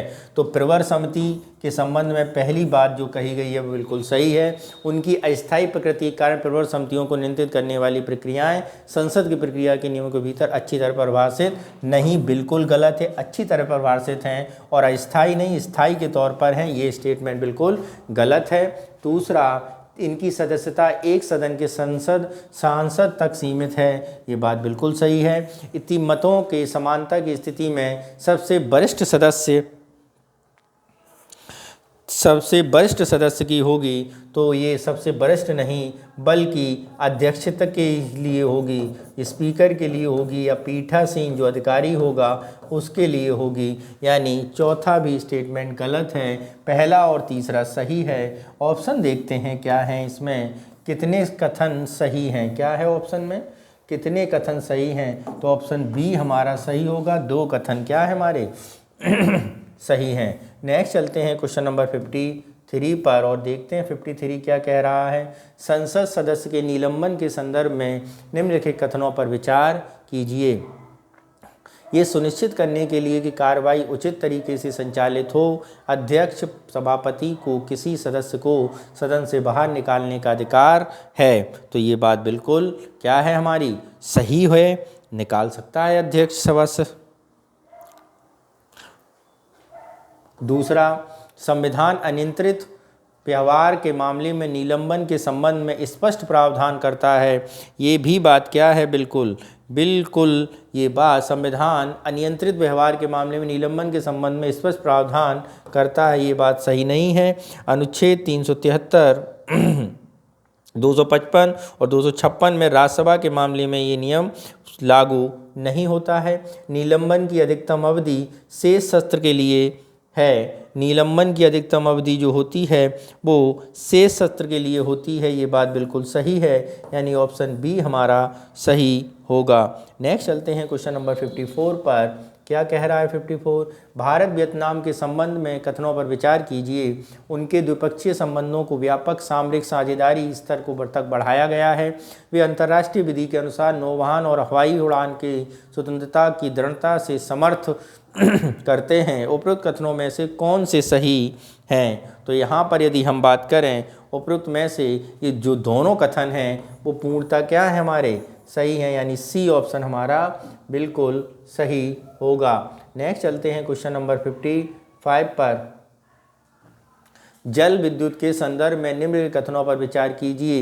यह तकनीक वायुमंडलीय आर्द्रता की ऊर्जा दक्षता को उपयोग करती है। इसकी प्रक्रिया में आमतौर पर ऐसी सामग्रियों का उपयोग शामिल होता है जो जल वाष्प को अधिशोषित और विशोषित कर सकती है। यह शुष्क और अर्ध शुष्क क्षेत्रों में नवीकरणीय ऊर्जा का एक आवश्यक आशाजनक स्रोत है। उपरोक्त में से कितने कथन सही हैं? केवल 1, केवल 2, सभी 3 और कोई भी नहीं। तो यहाँ पर यदि हम बात करें कौन सा स्टेटमेंट इसमें सही है, तो मित्रों इसके लिए भी तीनों स्टेटमेंट क्या हैं, बिल्कुल सही हैं, यानी ऑप्शन सी हमारा सही होगा। नेक्स्ट चलते हैं क्वेश्चन नंबर 56 पर। क्या कह रहा है 56 उसे समझते हैं। स्टॉकहोम सिंड्रोम के निम्नलिखित में से विचार कीजिए। स्टॉकहोम सिंड्रोम का विचार करना है। क्या है? जलवायु परिवर्तन से संबंधित एक गंभीर प्रकार की चिंता है। बी, अत्यधिक ठंड लगने से संबंधित एक चिकित्सीय स्थिति है। सी, मानसिक स्वास्थ्य लक्षणों के एक समूह जिसमें शामिल है बिना किसी बाह्य शोर के कुछ आवाज़ें सुनना, मतली, चक्कर, सिरदर्द, स्मृति क्षय, संतुलन संबंधी समस्याएं। एक मनोवैज्ञानिक घटना है जहां बंधकों में बंधक बनाने वालों के प्रति सहानुभूति और निष्ठा विकसित होती है। तो स्टॉकहोम सिंड्रोम वास्तव में एक मनोवैज्ञानिक घटना है और ऑप्शन डी हमारा सही होगा। विरोधाभासी संवाद के रूप में इसे पहचाना गया है। नेक्स्ट चलते हैं क्वेश्चन नंबर 57 पर और क्या कह रहा है 57 उसे समझते हैं। निम्नलिखित देशों पर विचार कीजिए। उपरोक्त में से कितने देश इजराइल के साथ भूमि साझा करते हैं? इजराइल के साथ भूमि साझा, सीरिया, मिस्र, जॉर्डन, तुर्की, साइप्रस, लेबनान। तो यहाँ पर यदि हम बात करें तो मिस्र के साथ भूमि यानी स्थलीय भूमि साझा करने वाले जो देश हैं वो है आपका मिस्र, जॉर्डन, लेबनान, सीरिया,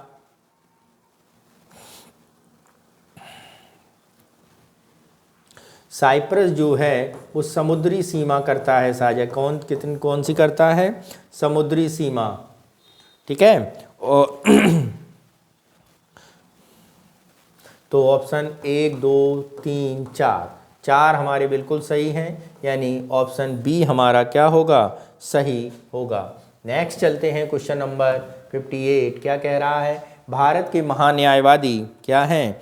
भारत के महान्यायवादी के संबंध में भारत के महान्यायवादी और महान न्यायाधिकर्ता भारत सरकार का एकमात्र अधिकारी है जो भारत की संसद की बैठकों में भाग लेते हैं।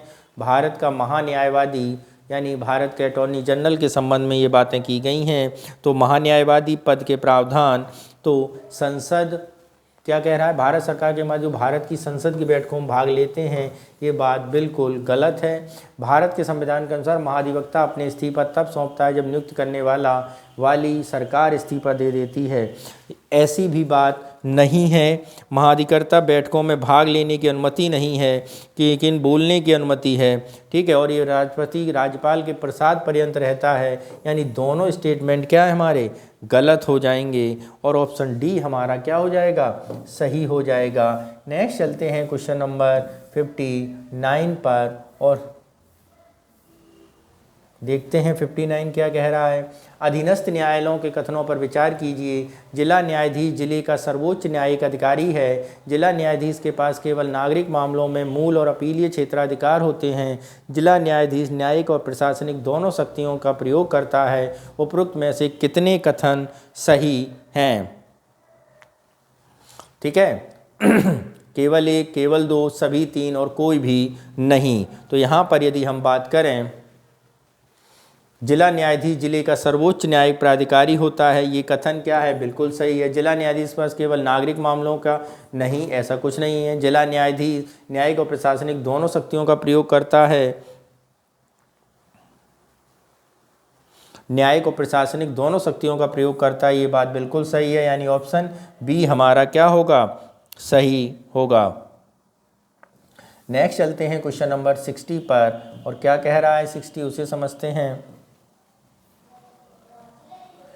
निम्नलिखित लोकसभा अध्यक्ष और निर्वाचन के कार्यकाल के संदर्भ में निम्नलिखित कथनों पर विचार कीजिए। क्या है, अध्यक्ष के निर्वाचन की तिथि प्रोटेम स्पीकर तय करता है। यदि लोकसभा का सदस्य नहीं रहता है तो वह त्यागपत्र देना पड़ता है। लोकसभा भंग होने के बाद अध्यक्षता के तुरंत बाद पद छोड़ देना चाहिए। अध्यक्ष उपसभापति को संबोधित करते हुए त्यागपत्र देता है। उपरोक्त में से कितने कथन सही हैं? तो यहाँ पर यदि हम बात करें उपरोक्त में से कितने कथन सही हैं, तो यहाँ पर आपको आर्टिकल 94 याद करना पड़ेगा। क्या है आर्टिकल 94 के अध्यक्ष के निर्वाचन की तिथि प्रोटेम स्पीकर तय करता है, ये बात बिल्कुल गलत है। यदि लोकसभा अध्यक्ष का सदस्य नहीं रहता है तो उसे त्यागपत्र देना पड़ता है। लोकसभा का सदस्य नहीं रहता तो उसे त्यागपत्र देना पड़ता है, ये बात तो बिल्कुल सही है। तीसरा, लोकसभा भंग होने के बाद अध्यक्ष को तुरंत पद छोड़ना पड़ता है। लोकसभा भंग होने के बाद अध्यक्ष को तुरंत पद नहीं छोड़ना पड़ता, ये भी बात गलत है। अध्यक्ष उपसभापति को संबोधित करते हुए त्यागपत्र देता है, ये बात बिल्कुल सही है। यानी कितने कथन सही हैं, 2 और 4, यानी ऑप्शन बी हमारा सही होगा। नेक्स्ट चलते हैं क्वेश्चन नंबर 61 पर और 61 देखते हैं हम लोग क्या कह रहा है 61।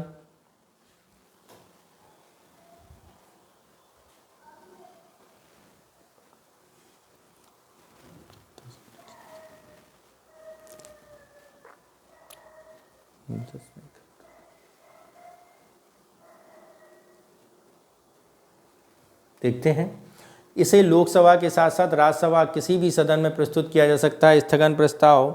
ठीक है, ये बात बिल्कुल देखते हैं कैसी है। इसमें सरकार के विरुद्ध निंदा के तत्व सम्मिलित होते हैं, ये बात बिल्कुल सही है।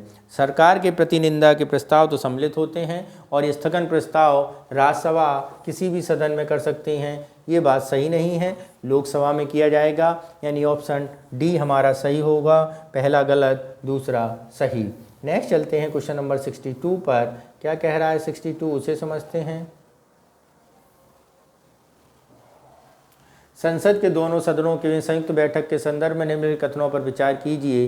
जिन विधेयकों पर दोनों सदन असहमत हों उन पर विचार करने तथा उसे पारित करने के लिए संयुक्त बैठक आहूत की जा सकती है। गणपूर्ति के संदर्भ में अंतर्गत दोनों सदनों के सदस्यों की कुल संख्या का 5वां भाग होता है। वर्ष 1991 तक के आर्थिक सुधारों के बाद कोई भी विधेयक संयुक्त बैठक के माध्यम से पारित नहीं किया गया है। तो यहाँ पर यदि हम बात करें कौन सा ऑप्शन सही होगा, तो जिन विधेयकों पर दोनों सदन असहमत हों उन पर विचार करने तथा उसे पारित करने के लिए संयुक्त बैठक आहूत की जा सकती है। तो यहाँ पर बात जो की गई है वो कैसी है, सही है या गलत? ये कथन बिल्कुल सही है। दूसरा, गणपूर्ति के अंतर्गत दोनों सदनों के सदस्यों की संख्या 5वां भाग होता है। नहीं, दोनों सदस्यों के 5वां भाग नहीं बल्कि 10वां भाग होगा, और वो भी एक सदन के। 1991 के आर्थिक सुधारों के बाद कोई भी विधेयक संयुक्त बैठक के माध्यम में पारित नहीं किया गया। नहीं, ऐसा भी नहीं है। तो यहाँ पर यदि हम बात करें कौन सा स्टेटमेंट सही है, केवल एक सही है। नेक्स्ट चलते हैं क्वेश्चन नंबर 63 पर। क्या है 63? निम्नलिखित कथनों पर विचार कीजिए। यूएसए के विपरीत विदेश में जन्मा कोई भी व्यक्ति भारत का राष्ट्रपति बन सकता है। यूएसए के विपरीत विदेश में जन्मा कोई भी व्यक्ति भारत का राष्ट्रपति बन सकता है, बिल्कुल। अमेरिका में न्यायाधीश तब तक पद पर बने रह सकते हैं जब तक वे स्वस्थ हैं, जबकि भारत में न्यायाधीशों की एक निश्चित आयु पर सेवानिवृत्त होना पड़ता है। तो यहाँ पर दोनों बातें क्या हैं? बिल्कुल सही हैं, यानी सी ऑप्शन हमारा सही होगा। नेक्स्ट चलते हैं क्वेश्चन नंबर 64 पर। संसदीय प्रस्तावों के संदर्भ में निम्नलिखित कथनों पर विचार कीजिए। लोकसभा में पारित अविश्वास प्रस्ताव उन मंत्रियों के लिए मान्य नहीं है जो राज्यसभा के सदस्य हैं। 2, सभी संकल्प मूल प्रस्ताव होते हैं, लेकिन सभी प्रस्ताव संकल्प नहीं होते। उपरोक्त कथनों में से कौन से सही हैं? केवल एक, केवल 2, एक और 2 दोनों, ना एक और ना 2। तो यहाँ पर यदि हम बात करें तो लोकसभा में पारित अविश्वास प्रस्ताव उन मंत्रियों के लिए मान्य नहीं है जो राज्यसभा के सदस्य हैं। ये बात बिल्कुल गलत है। सामूहिक रूप से मंत्रिपरिषद के प्रति उत्तरदायी हैं। सभी संकल्प मूल प्रस्ताव में होते हैं, लेकिन सभी प्रस्ताव संकल्प नहीं होते। ये बात बिल्कुल सही है, यानी स्टेटमेंट कौन सा सही है? केवल दूसरा स्टेटमेंट हमारा सही होगा। नेक्स्ट चलते हैं क्वेश्चन नंबर 65 पर। क्या है 65? उसे समझते हैं। ग्राम सभा के संदर्भ में निम्नलिखित कथनों पर विचार कीजिए। यह ग्रामीण स्तर के लोकतांत्रिक व्यवस्था की मूल इकाई है। इसमें गांव के सभी सदस्य शामिल हैं। ग्राम सभा के सदस्य निर्वाचित नहीं होते हैं।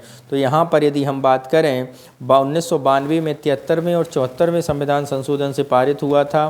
तो यहाँ पर क्या है? गांव के लोकतांत्रिक व्यवस्था की मूल इकाई है, बिल्कुल सही है। गांव के सभी सदस्य नहीं, गांव के 18+ सदस्य शामिल होते हैं, ठीक है, यानी दूसरा स्टेटमेंट गलत। तीसरा, सदस्य निर्वाचित नहीं होते, ये बात बिल्कुल सही है, यानी ऑप्शन बी हमारा सही हो जाएगा।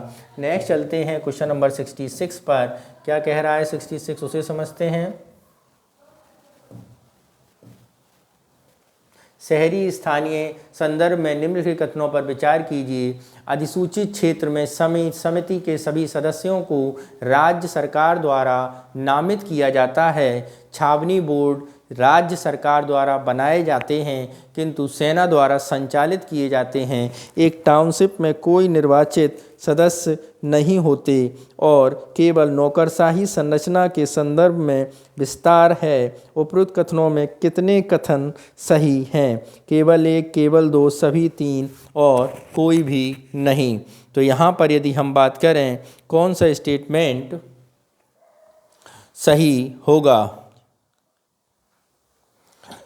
अधिसूचित क्षेत्र समिति के सभी सदस्यों को राज्य सरकार द्वारा नामित किया गया है। तो यहाँ पर कौन से सदस्य ऑप्शन सही होंगे उनके बारे में बात करते हैं। तो ये बात बिल्कुल सही है। छावनी बोर्ड में राज्य सरकार द्वारा बनाए जाते हैं, नहीं, ऐसी बात नहीं है। केंद्र सरकार द्वारा बनाए जाते हैं, ये स्टेटमेंट बिल्कुल गलत है, ठीक है। एक टाउनशिप जो एक निर्वाचित सदस्य नहीं होता, यह केवल नौकरशाही संरचना का विस्तार है, ये बात बिल्कुल सही है, यानी ऑप्शन बी हमारा क्या होगा? सही होगा। केवल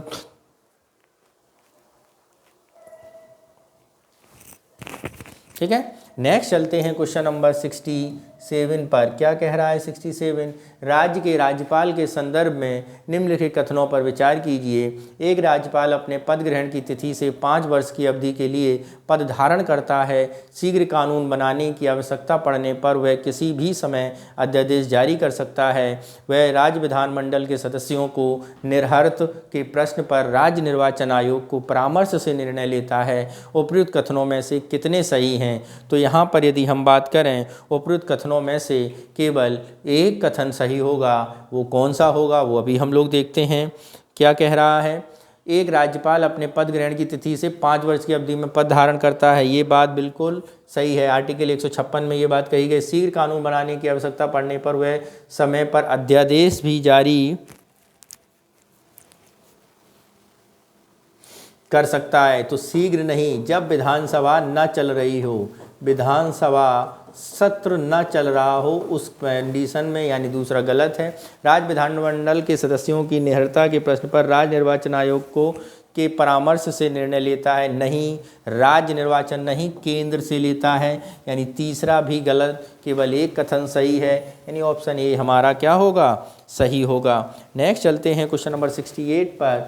क्या कह रहा है, निम्नलिखित कथनों पर विचार कीजिए। 42वें संविधान संशोधन अधिनियम ने मंत्रिपरिषद द्वारा दी गई सलाह को राज्यपाल के लिए बाध्यकारी बना दिया है। 42वें संविधान संशोधन ने मंत्रिपरिषद द्वारा ली गई सलाह को राज्यपाल के लिए बाध्यकारी बना दिया है। ये कथन निहायत ही गलत है, क्योंकि ऐसा राज्यपाल संबंधित बात नहीं है। ठीक है,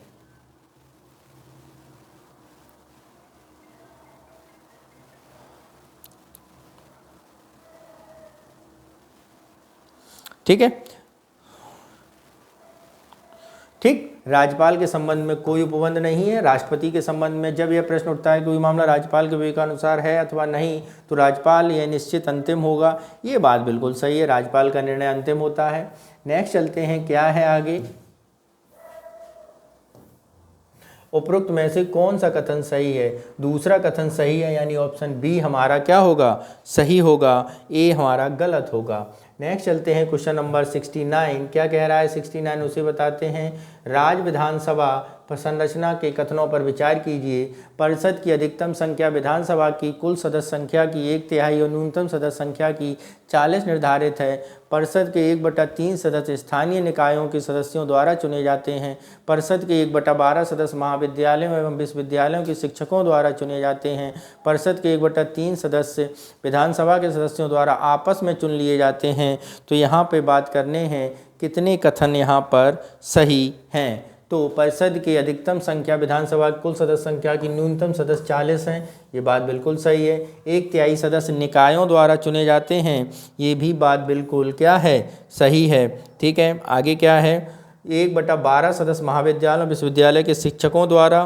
तो 1/12 सदस्य निर्वाचन 3 वर्ष के अध्यापन कर रहे लोगों के द्वारा है, न कि महामाध्यमिक स्कूलों में होने चाहिए। माध्यमिक स्कूलों के, किसके, माध्यमिक।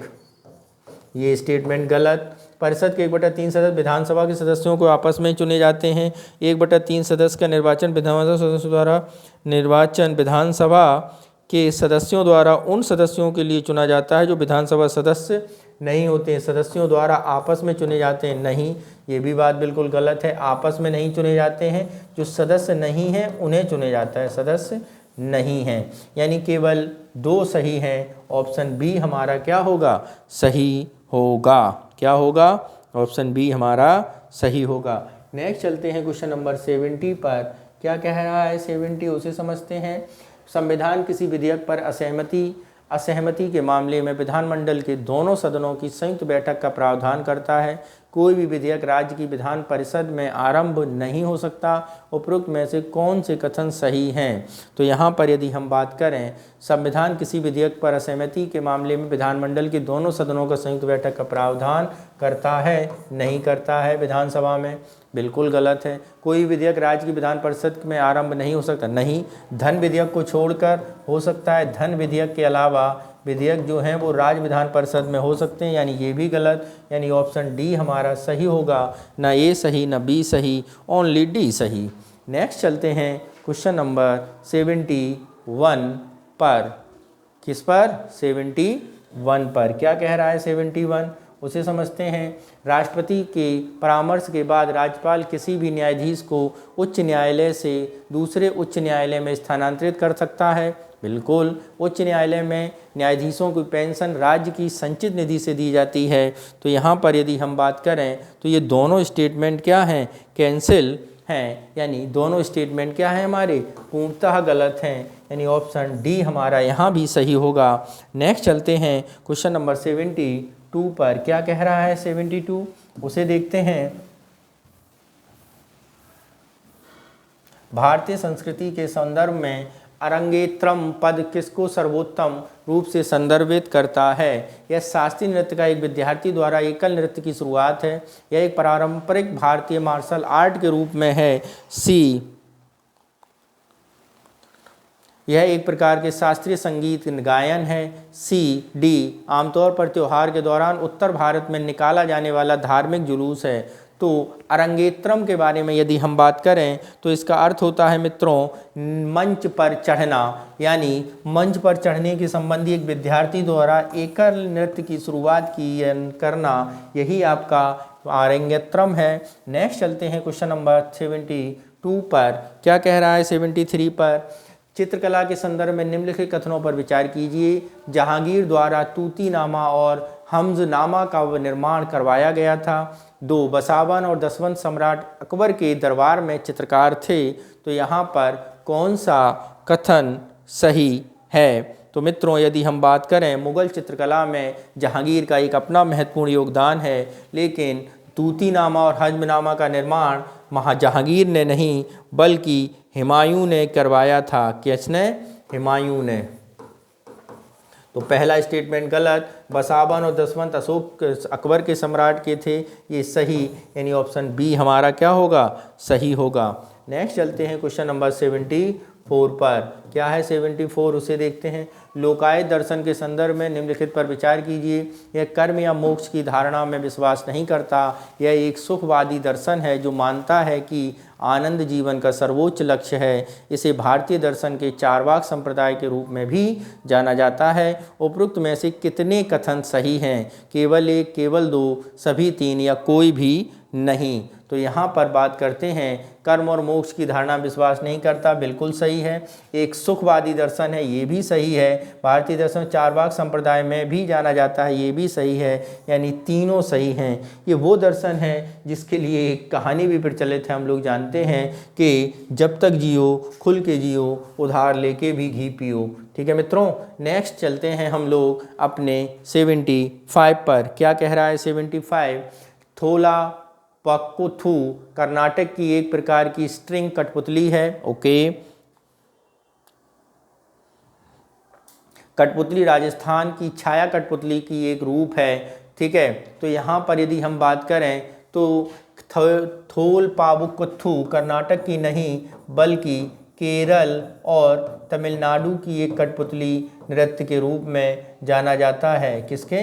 तमिलनाडु के। और ये राजस्थान नहीं, केरल की छाया कठपुतली होगी, यानी ऑप्शन डी हमारा सही होगा। ना ए सही, ना बी सही, ओनली डी सही। नेक्स्ट चलते हैं क्वेश्चन नंबर 76 पर।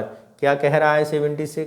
कर्नाटक संगीत के संदर्भ में विचार कीजिए। क्या है विचार? करिए, बताइए हमको भी। मृदंग और घटम आमतौर पर कर्नाटक संगीत में उपयोग किए जाने वाले तालवाद्य यंत्र हैं। राग और ताल कर्नाटक संगीत के दो मूलभूत तत्व हैं। पुरंदर दास को प्रायः कर्नाटक संगीत का जनक कहा जाता है।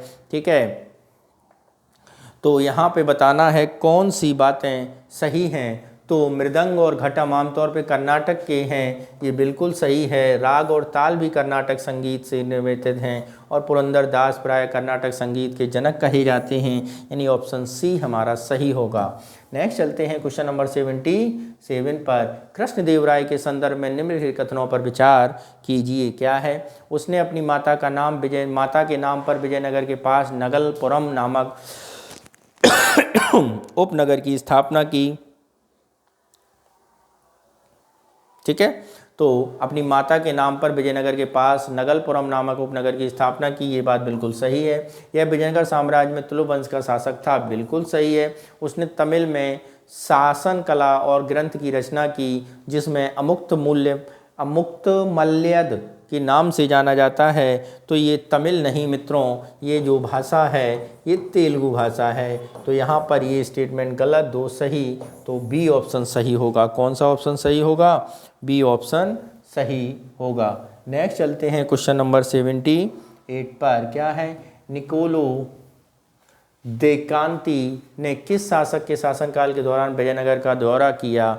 निकोलो द कॉन्ती जो थे उन्होंने कृष्णदेवराय प्रथम कृष्णदेवराय द्वितीय या राम राय के समय, तो निकोंती वेनिस का व्यापारी था जिसने देवराय प्रथम के शासनकाल में क्या किया था, भ्रमण किया था। नेक्स्ट चलते हैं क्वेश्चन नंबर 79 पर। अकबर के शासनकाल में संदर्भ में निम्नलिखित कथनों पर विचार कीजिए। मनसबदारी प्रणाली उसके द्वारा शुरू की गई थी। पानीपत का प्रथम युद्ध उसके शासनकाल के दौरान हुआ।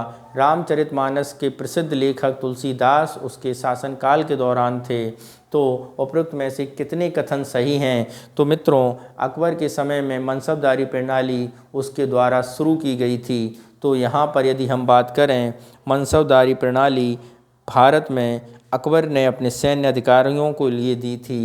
ये बात बिल्कुल सही है। उसके शासनकाल के दौरान हुआ था? नहीं हुआ था। इसके शासनकाल के दौरान द्वितीय हुआ था। रामचरितमानस के लेखक तुलसीदास उसके शासनकाल के समय थे। ये बात बिल्कुल सही है, यानी ऑप्शन बी हमारा सही होगा। नेक्स्ट चलते हैं क्वेश्चन नंबर 80 पर और देखते हैं 80 क्या कह रहा है।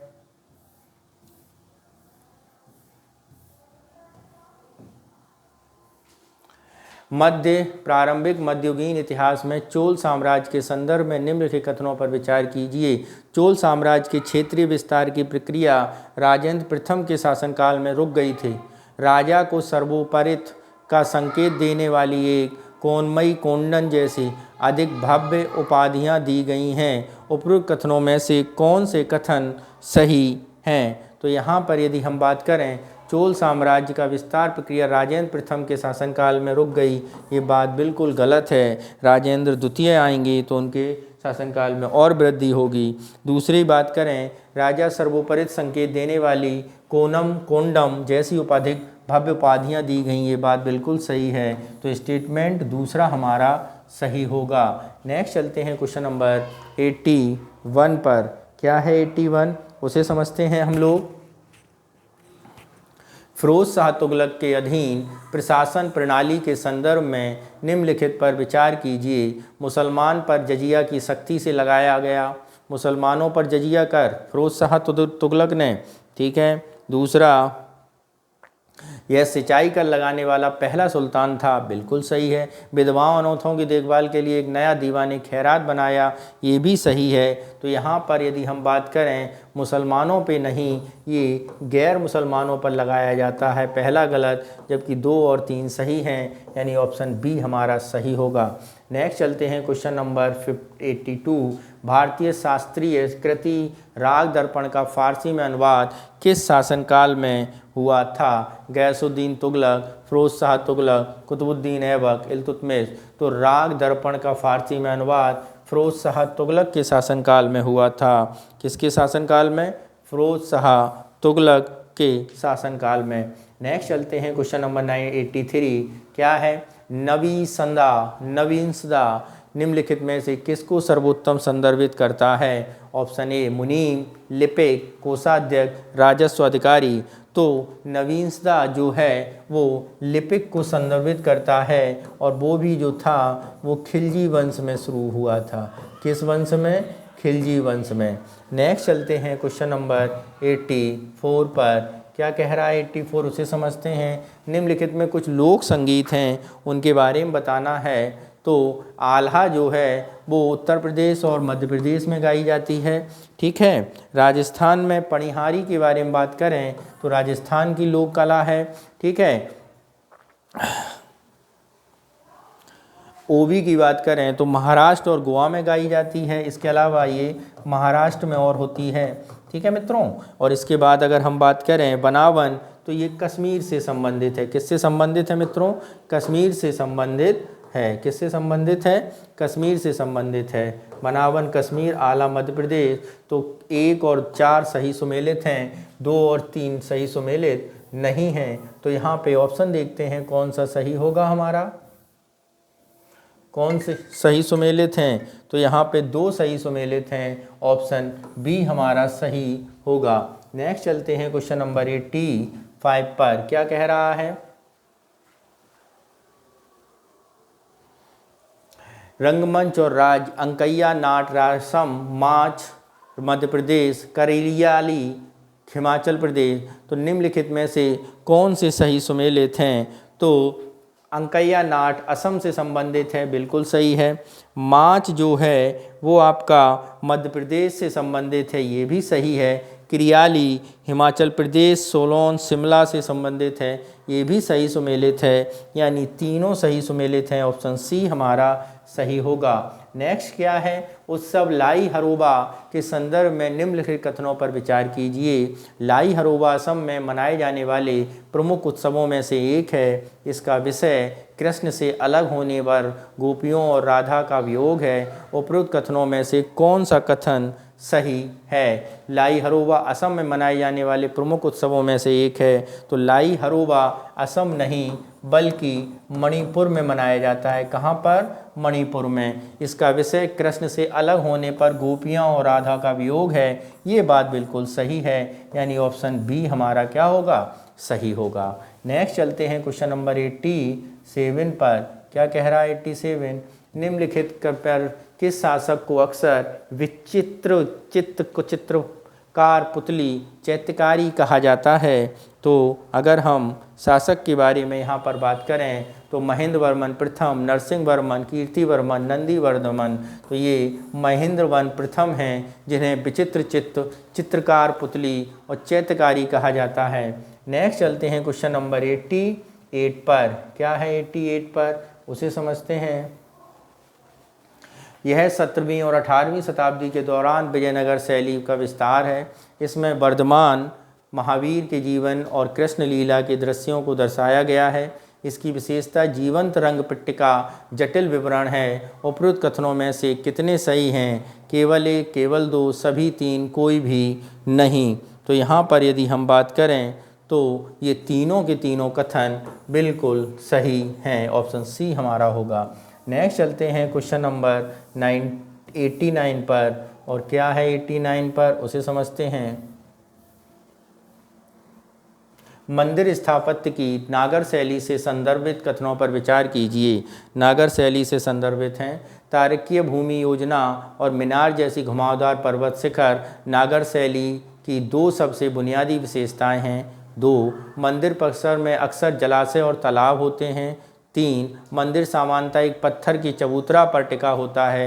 तो यहाँ पर यदि हम बात करें तो ये दोनों कथन क्या हैं? हमारे पूर्णतः गलत हैं, जबकि तीसरा कथन बिल्कुल सही है, यानी ऑप्शन ए हमारा सही होगा। क्या होगा? ए हमारा सही होगा। मूलभूत विशेषताएं स्वास्तिकार भूमि योजना घुमावदार शिखर हैं। ठीक है। नेक्स्ट चलते हैं क्वेश्चन नंबर 90। क्या कह रहा है?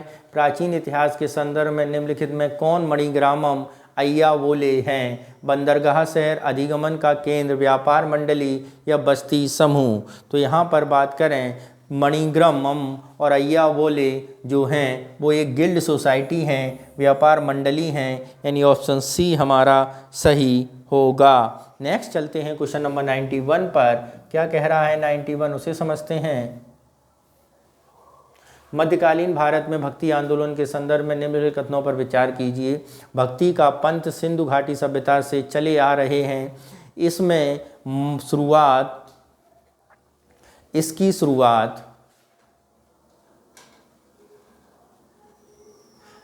शुरुआत जैन धर्म के विरुद्ध प्रक्रिया के रूप में हुई। यह मुख्यतः दक्षिण भारत तक ही सीमित था और भारत के इसका कोई प्रभाव नहीं पड़ा। इसमें सूफी आंदोलनों का कोई अतिव्यापी विषय या प्रभाव नहीं था। उपरोक्त कथनों में से कौन से कथन सही हैं? तो भक्ति का पंथ सिंधु घाटी सभ्यता से चला आ रहा है, ये बात बिल्कुल सही है। इसकी शुरुआत बौद्ध धर्म और जैन धर्म के विरुद्ध प्रतिक्रिया के रूप में हुई, नहीं।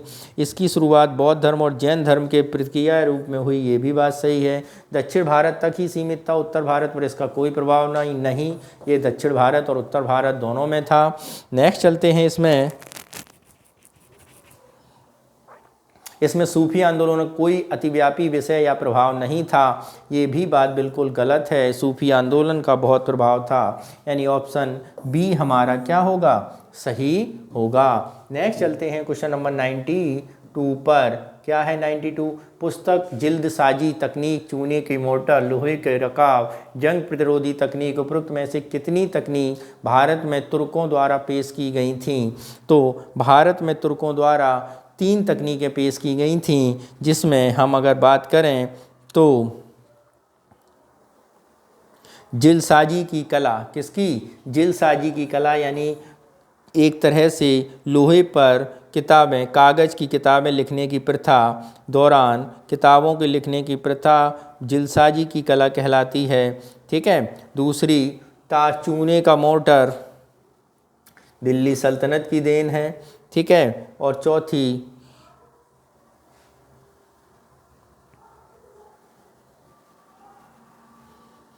तीसरी, लोहे की रकाब, ये जंग प्रतिरोधी तकनीक एंशियंट इंडिया की देन थी। इसमें मध्यकालीन का कोई भी योगदान नहीं था तुर्कों का, यानी ऑप्शन सी हमारा सही होगा।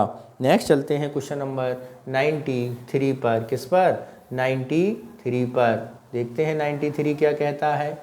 विभाग और भूमिका, दीवाने बिजारत, क्या है? दीवाने बिजारत किसके लिए? दीवाने बिजारत जो हैं वो आपके मुखिया और वजीर का होता है। सल्तनत का सबसे महत्वपूर्ण होता है मुखिया और वजीर। क्या? मुखिया या वजीर, बाजार नहीं, वजीर होता है ये।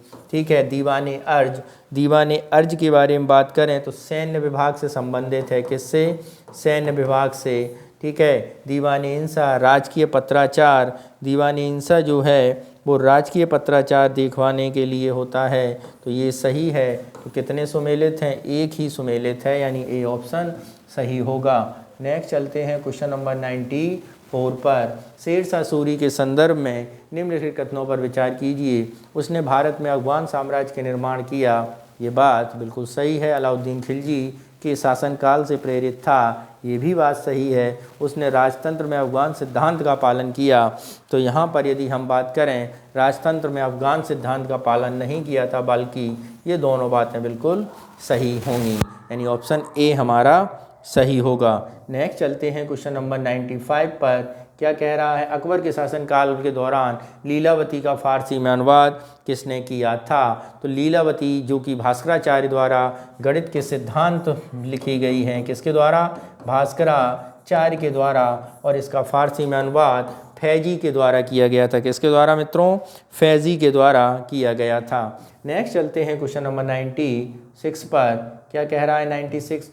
चाप अथवा महराबें हिंदू स्थापत्य की विशेषताएं थीं, जबकि इस्लामिक स्थापत्य की विशेषता स्तंभ और बीम थे।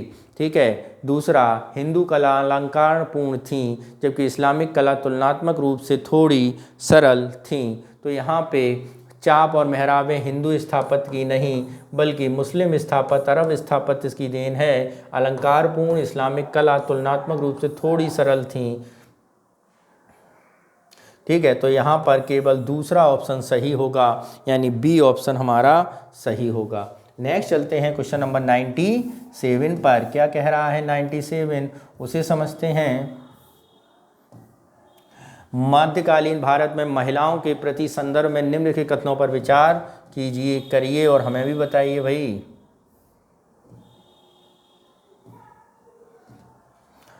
तुल्लाकशुदा अथवा विधवा में दोनों महिलाएं पुनर्विवाह के लिए वैध माना जाता था। ये बात बिल्कुल सही है। महिलाओं को पैतृक संपत्ति प्राप्त करने का कोई अधिकार नहीं था, नहीं पैतृक संपत्ति प्राप्त कर सकती थीं। मासिक धर्म वाली महिलाएं पान और बागान में प्रवेश नहीं कर सकती थीं। ये बात बिल्कुल सही है, यानी ऑप्शन सी हमारा सही होगा। 1 और 3 बिल्कुल सही होंगे। नेक्स्ट चलते हैं क्वेश्चन नंबर 98। भारत के इतिहास के संदर्भ में खिल्लत और सरप्पा पद का क्या अभिप्राय है? मुगल बादशाहों द्वारा अपने सरदारों और सहयोगियों को भेंट किए जाने वाले औपचारिक जमा और उपहार, इसे ही खिल्लत कहा जाता था। ये बात बिल्कुल सही है, मुगल सरदारों द्वारा। ठीक है। नेक्स्ट चलते हैं क्वेश्चन नंबर 99। अकबर के मध्यकालीन शास्त्रीय संगीत, तो यहाँ पर ए ही ऑप्शन सही होगा। अकबर के प्रसिद्ध दरबारी संगीतकार तानसेन निम्नलिखित में से किस सिलसिले के अनुयायी थे? अकबर के जो तानसेन थे वो निम्नलिखित में से किस के अनुयायी थे? ऑप्शन ए कादरिया, नक्शबंदी, सत्तारी और सुरहावर्दी। तो वो मित्रों थे सत्तारी सिलसिला के अनुयायी। नेक्स्ट है हमारा क्वेश्चन नंबर 100।